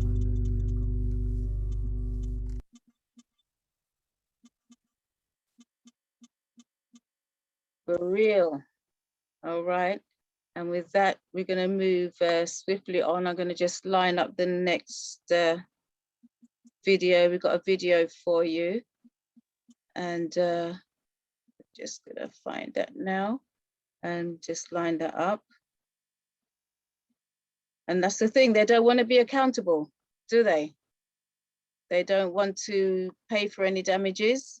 They've already put in place that they're not accountable if anything goes wrong. But anyway, just... Sometimes it's from the neighborhood, sometimes it's online, sometimes it's from those. And since we're discussing Pakistan, terrorism comes to mind. Terror comes in many forms, they say. Sometimes it's from the neighborhood, sometimes it's online, sometimes it's from those you entrust with saving lives. Vaccine makers, for example. While countries like India are sending free vaccines to poorer nations, there are companies like Pfizer which are bullying governments. It's a story in contrast, and what a stark contrast this is. The US-based company Pfizer is holding governments to ransom, interfering with their legislation, even demanding military bases as guarantee. Would you believe it? A vaccine maker asking for a country's military base in return for vaccines. On Gravitas tonight, we'll bring you 2 horror stories from Latin America and the bizarre demands that Pfizer is making. Let's start by looking at Pfizer's business in the region.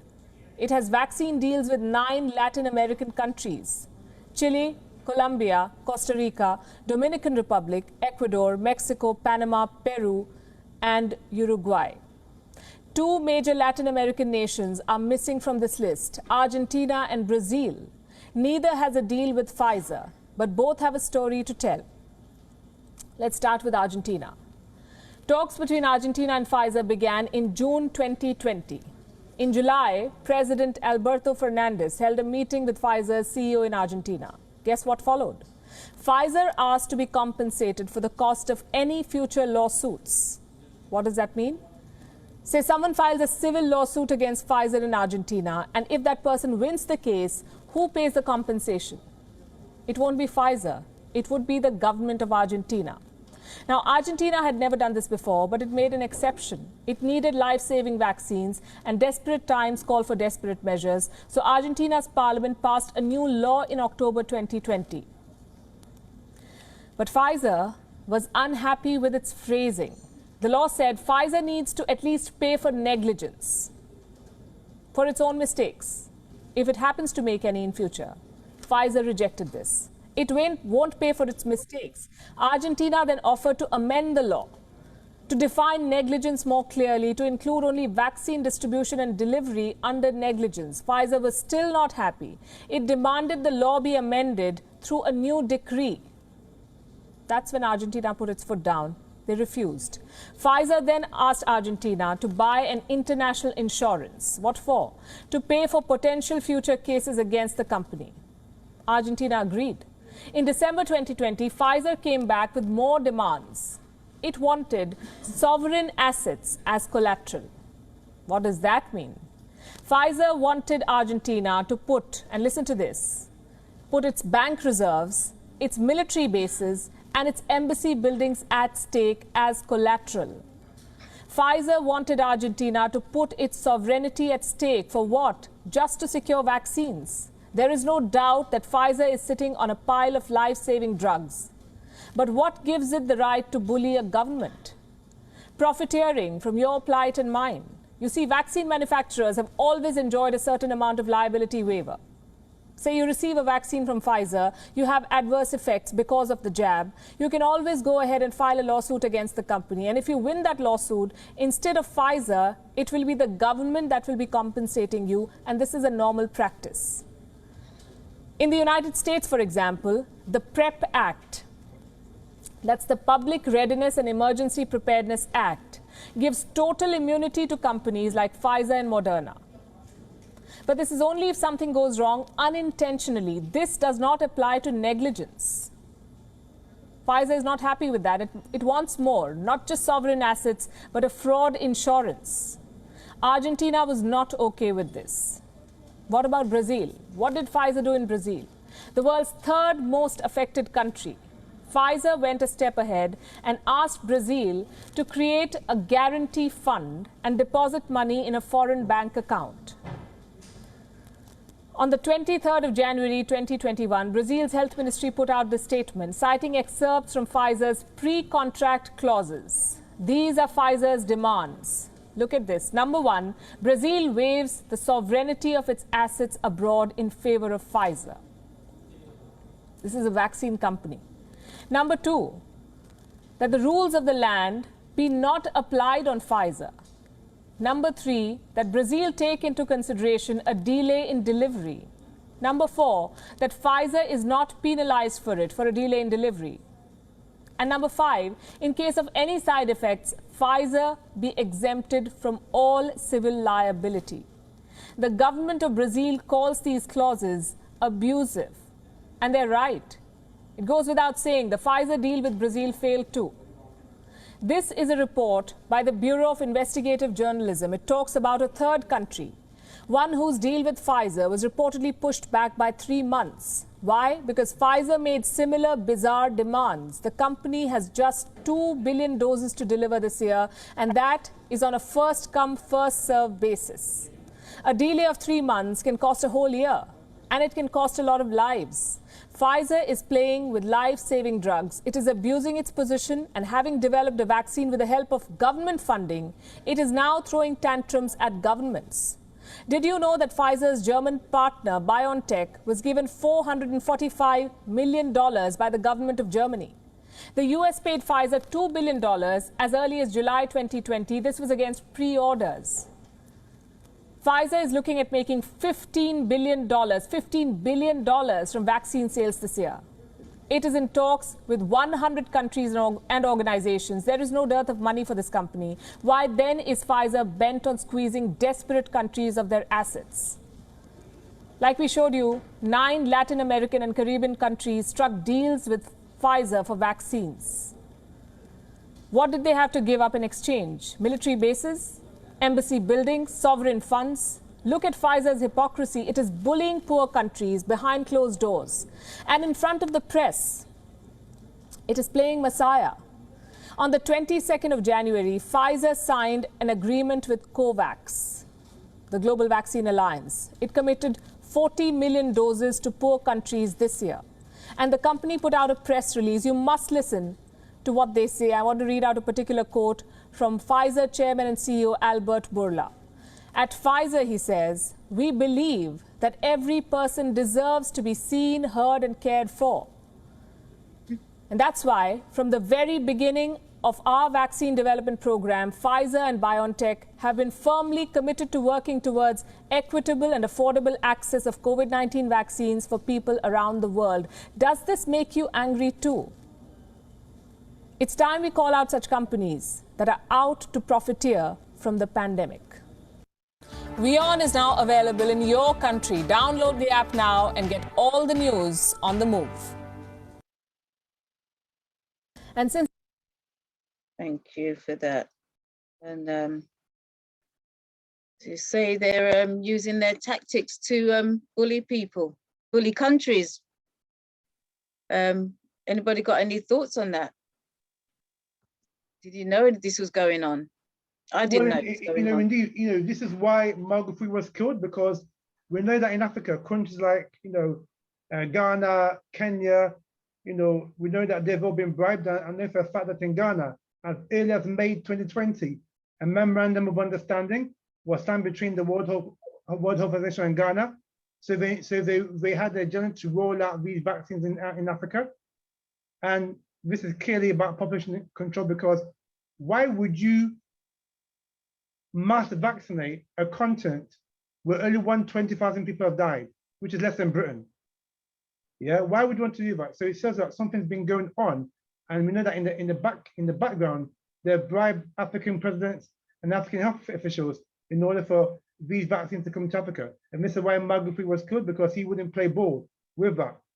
And even though Africa, this is another thing I forgot to say, Africa has developed its own vaccines. So for example, Madagascar developed its herbal cure called organics that was rubbish by the WHO, and they wanted to actually bribe the Madagascar authorities to put toxic in it.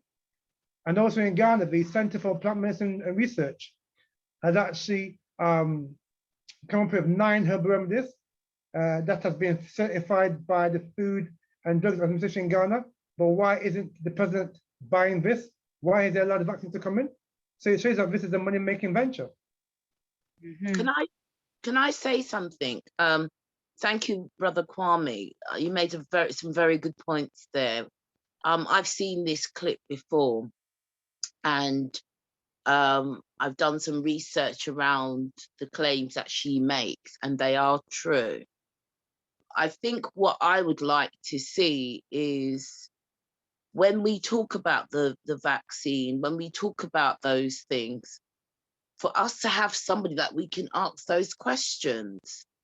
Because, despite what anybody might think, these are real concerns. These are real issues. What that news clip showed you is actually happening. If you do your research around those countries that she's mentioned, these things are happening.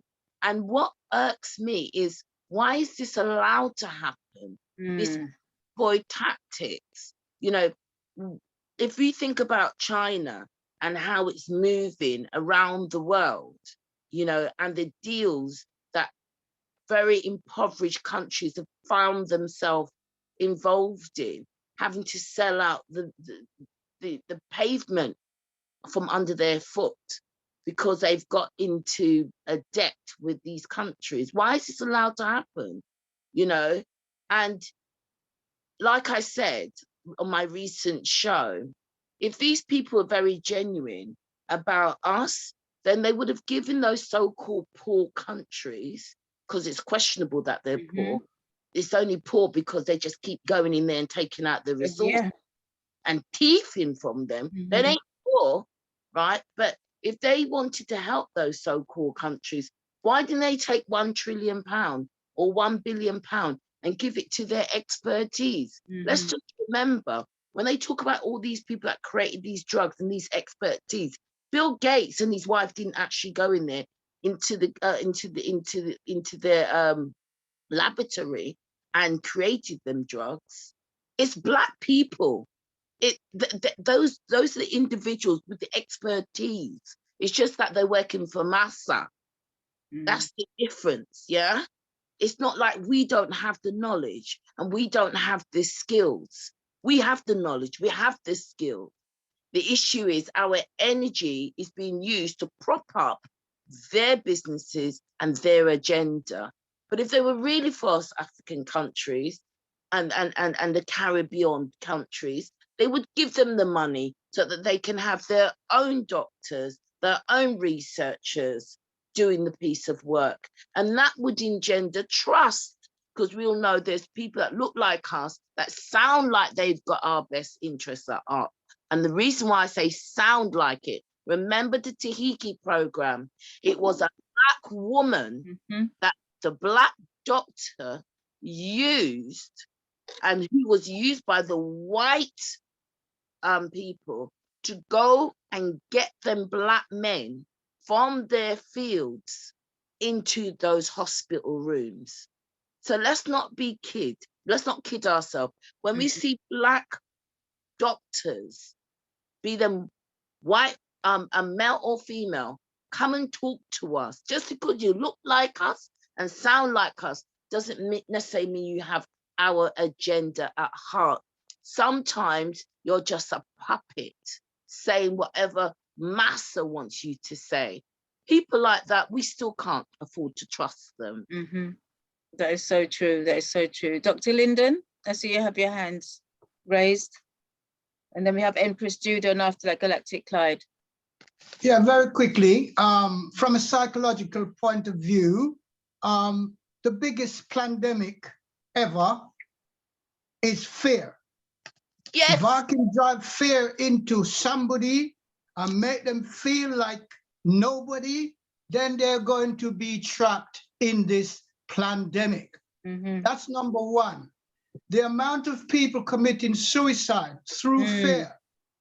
We don't have any ONS, no sort of statistics of the national statistics body anywhere on the planet. And the last thing I've got to say is, if these huge organizations, you know, who are making all of these vaccines and stuff, what makes them not make a cure instead of a treatment? Because cures don't make profit. That's right. That's it. Last thing I need to say, Bill Gates and his cronies, I don't need to name all of them, et al., has already been preaching overpopulation for a long time. Right. They mean to exterminate the Black, Nubian, Melanin African race altogether in one fierce swoop. Excuse me? Remember these terminologies. Remember the terminology of eugenics. Remember the terminology of euthanasia. When somebody is feeling not too well, you are given, as a doctor, the faith to kill that person legally. And last point, if I was selling masks at £1 each and I sold 1 million, do I not become a millionaire? All of these people are all in one, they're one crowd, and they aim to make $700 trillion out of this expertise. Word. Thank you. Thank you so much, Dr. Lyndon Waters. Thank you. Empress Judah.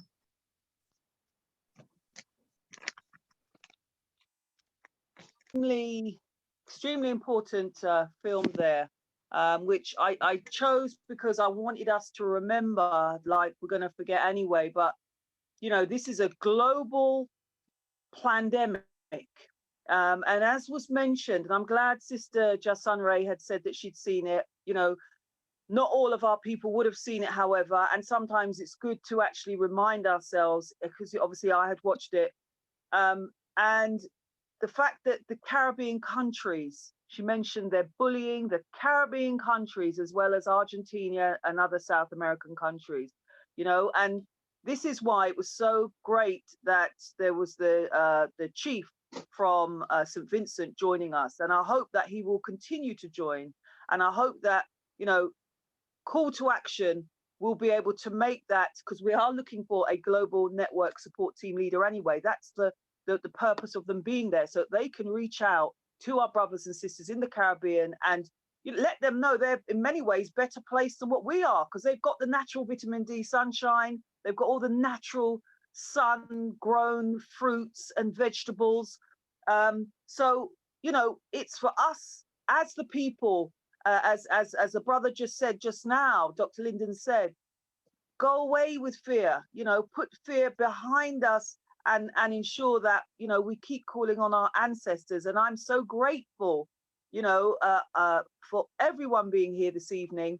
And I hope that you will all return next month so that we can continue to strengthen ourselves through this community online. And obviously there's certain things in the group that will be available that we can't show in the 2 hours. So if you want to join the Black Community Health Group, please email blackcommunityhealth@gmail.com. Thank you again to Garvey Village for allowing us to share the platform, unity in the community at its best. And again, a big thank you to Sister JahSunRay. Looking forward to seeing her again next month. And also the maiden presentation from Brother Kwame, also another important contribution from a team leader volunteer there. So thank you, thank you, thank you.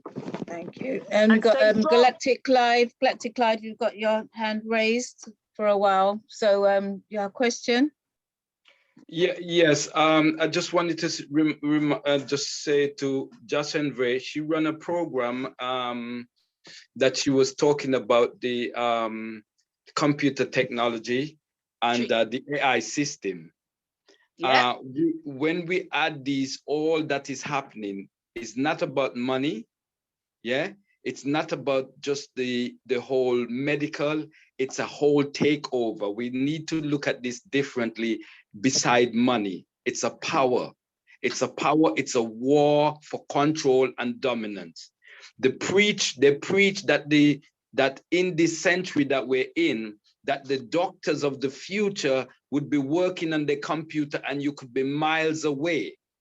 And the doctor on the computer could be doing surgery on you. How would they do that without you having a chip in your body? You would have to have something that connects you as a computer. So what we have to do is important for us to look at this bigger than just a money thing. It's a war of control. It's a new world order takeover. And we got to resist. And we also have to talk about people survival, because there's many people who are surviving the so-called pandemic, but that's not been talked about. And there's a reason for that, because all we've been preaching from the beginning that you have to be vaccinated. You have to be vaccinated. Well, I go around without mask. I go around without fear because I know better. I know herbs and I know how to protect myself from anything in that sense. We need to look at how people have survived from a natural standpoint and copy that and stay away from the deadly pathogen. That's what I'll say now. Thanks. Ashay. Jordan? Oh. Yeah, good evening, everyone. Thanks for coming on here, and it's been a very good set of presentations. So thank you to the two who have presented tonight. It's very good information. and it's good to find out more about this COVID-19. I just wanted to share a video, if I could. It's just a 1 minute video, if I can. I don't know if I can share my screen. What is this, and what's the video about? The video is about, yeah, it's about. Because it's not, we have we have videos that we put on, so I mean, Oh, you should okay. have come to me beforehand. to let Okay, us that's know. fine. That's fine. Yeah. Okay. All right, sorry. You'd have to join the Black Community Health Group and post it in there, brother. We can't just have anyone coming in and posting because we don't know what it's going to contain. Yeah. And then I see Kwame's unmuted. Dr. Linden, do you still have a question, or is it you forgot to lower your hand? I forgot to lower my hand. Okay. I lowered his hand. I've done that already. Oh, he put his hand back up? Yeah. You just want to be noticed, Dr. Linden. Yeah, I know you. I see you. I see you. It's an error. Okay, sorry. That's it. No problem. One thing that I just want to add is that we need to, people should be aware that there's a global database of people that have been vaccinated. And in this country, there's a national database of people that have been vaccinated. And everyone who's been vaccinated gets a barcode. Now, what is the barcode for? And what in our history, isn't that kind of branding? When they took us to the Caribbean, when we branded with some kind of code. So what is this barcode? Because one of my cousins has been vaccinated, and he showed me the card that they gave him, right? And I told him that he needs to wash it out, and it can be washed out. But that's for another time. But we have to be mindful that those of you who choose to get vaccinated, you do have a barcode assigned to you. That's in a national and global database. What is that national and global database for? When that country means both medical and ethical guidelines. And not only that, if you take the jab, you've not involved your insurance, your life insurance. So they won't pay out if you die, your own life insurance. Empress Judah. Yeah, I just wanted to. Can I just please say, right? When we talk about database, sorry, Sister Judah. It's all right, go on. I don't think there's anything wrong with a database because all of us are on some kind of database. Do you know what I mean? If I was a leader for a country, I would like to think that my people, I have a breath who's in the country. I'd expect them to register their death and register their birth or what have you. What's different here is that the individuals that is taking that information is not using it for the greater good of us. That's the problem. We're not afraid if we have to write in, fill out a form. We're born, some of us Banya and Gloria, we're used to that. The issue is when they decide to use that information against us, to undermine our community, and to kill us off, then that's a different thing altogether. And that's why I'm posing the question: what is it for, or why is it there? It's not there for great purposes. It's there to actually for sinister purposes, and that's part of the microchip and the nanoparticles in there to keep track of you, so tracker. So we've got to be mindful of that. Very much so. Empress Judah. Yeah, I really just wanted to say that, the whole issue around control, and I'm going to ask you now, Galactic Clyde, live on air, we need you to present next month, okay, as a health advisor team leader, because I think you identified something that, again, in the 2 hours, there's never enough time. We need to keep an eye on, I think, Kwame, the whole issue around control. And the reality is, we're going to have a situation where you're going to have the counterintelligence program issues crop up in the midst of this, something that I'm very mindful of. And I will not be intimidated by anyone, as Sister JahSunRay says, who believes in Rastafari and regards my body as a temple, that, as the chief rightly said, I refuse to be polluted by a microchip. There is a film that if you're in the group, you will be able to see it, between a white woman, a young white doctor speaking to a Sikh. And I mentioned that on your show, JahSunRay. And she touches on some of the points that you mentioned, Brother Galactic Clyde. This thing is deep. She even said it herself. And I could see that. I don't know if it's her first time having to realize she's actually got to speak to a man of color, a Sikh at that, sitting there in his turban. She explained she does not want to be a slave to anyone. That's what the end game is. Okay? Sis, on my shows, I cover a great deal around AI. And I know some people are pretty freaked out by it. Could I just make my point, sis? Could I just make land and then, yeah? So my point is this. We are at a critical juncture. What the hell are they talking about? The Great Reset, right? The Great Reset is in reference to that elite, as Galactic Clyde said, taking complete dominance. The biggest thing right now is that white people who thought they were up there with royalty, up there with the elite, have realized they're just a statistic as well as anyone else on the planet, Black people included. Those Black folks who thought they'd arrived, they've just realized they haven't. This is nothing other than what Galactic Clyde has said: power, domination, control, by any means necessary. The enemies of humanity. This is about humanity, right? And this is why, whilst this group, and I'll put it to everyone on the platform right now, I had someone volunteer to join the group, who then later, rather sneakily, after I allowed them into the Telegram group, put Africans last in the line of who they were representing. Who were they representing? Arabs, Asians, Pacificans. And they put prehistoric Blacks or prehistoric European Blacks and some other African Blacks, right?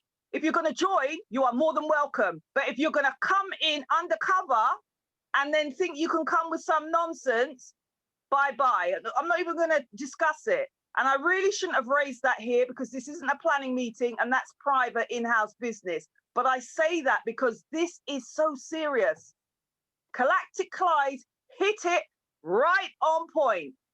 This isn't just about money and how much Pfizer or Moderna or Bill Gates can make. This is about them taking away our humanity. And I think most of us here on this meeting tonight are aware of that. But I really would appreciate it, Galactic Clyde, if you could present next month and He's break already it down. agreed. He's put that in the People chat. are clear. He's agreed. He's put it in the chat. Fantastic. Fantastic. Okay, I'm over. I'm through. I will see everyone at the next CTA. Thank you. I just want to call Patricia quickly and to let everybody know it's about tomorrow's event. I'm going to play the short advert. It's less than a minute. So, Sister Patricia. Do you want to play it first? You want to play it first? Okay, I'll play the advert first.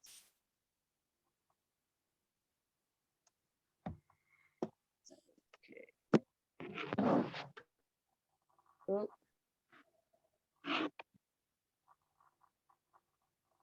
It doesn't want to play. Hang on a minute. I don't know what's happened there.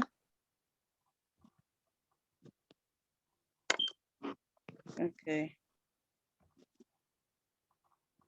He doesn't want to go just yet. So if you want to say something while I sort it out. Okay, well, there's a group of people who've come together calling ourselves the Grand Coalition to Protect African Lives. This is another group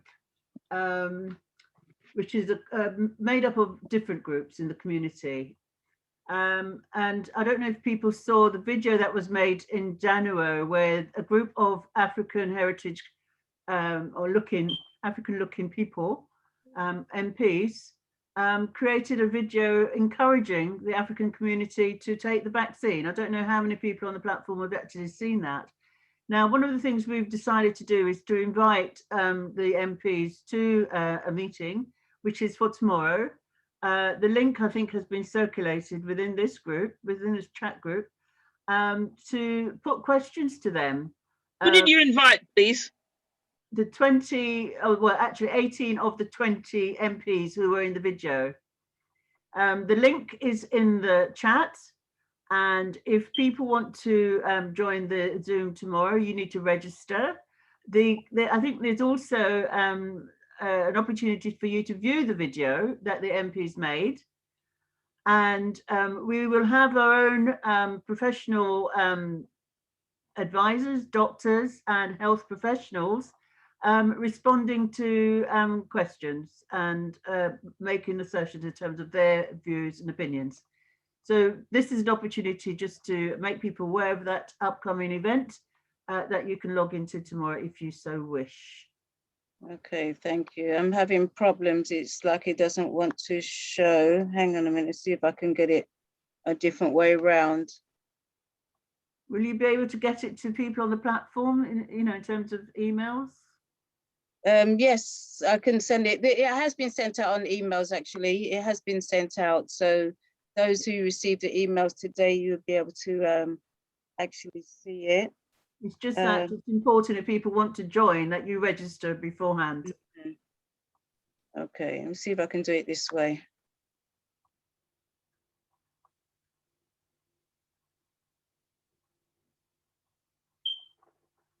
You can't see anything, can you? No. It's but the gremlins are at it today.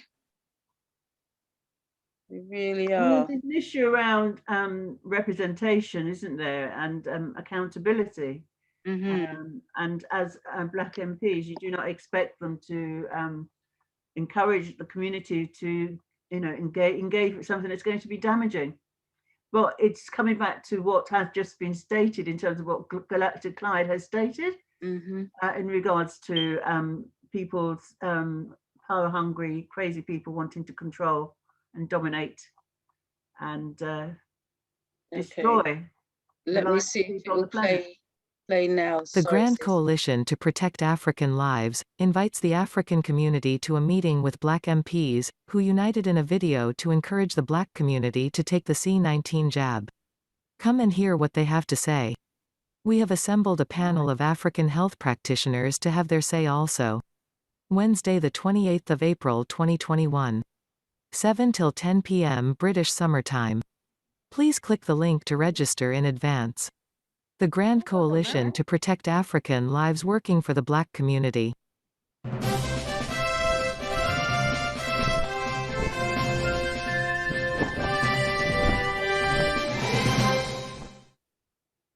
Okay, we got there in the end. Wonderful, well done. Okay, so that is tomorrow. Let me see if I can just click the link there so it's easy for you to reach. And I must say a great big thank you to Sister JahSunRay for her excellent presentation, and also to Brother Kwame giving us the information that is so much needed.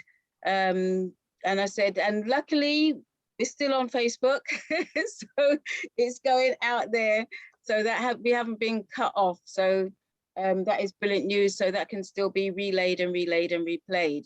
So if you missed any part of it, you came in late, you can go to Facebook, go on Auntie Jean, and you'll be able to see the whole session. Big thank you to Sister Shares, who's always working in the background. You don't see her, but she's there, she's doing her way. So a lot of the messages come up that Sister Shares who does that. Sister Patricia, thank you so much. And big thank you to Empress Judah for all the work that you've put in and have put in, and your time to make this come on every month. Everybody else, thank you very much for joining us, and looking forward to seeing you next month, the last Tuesday of the month. And I should say good night. So see you.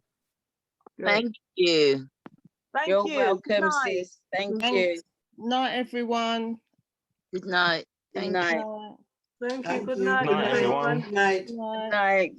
Good night, everybody on Facebook. Good night. Yeah. Good night. Good night.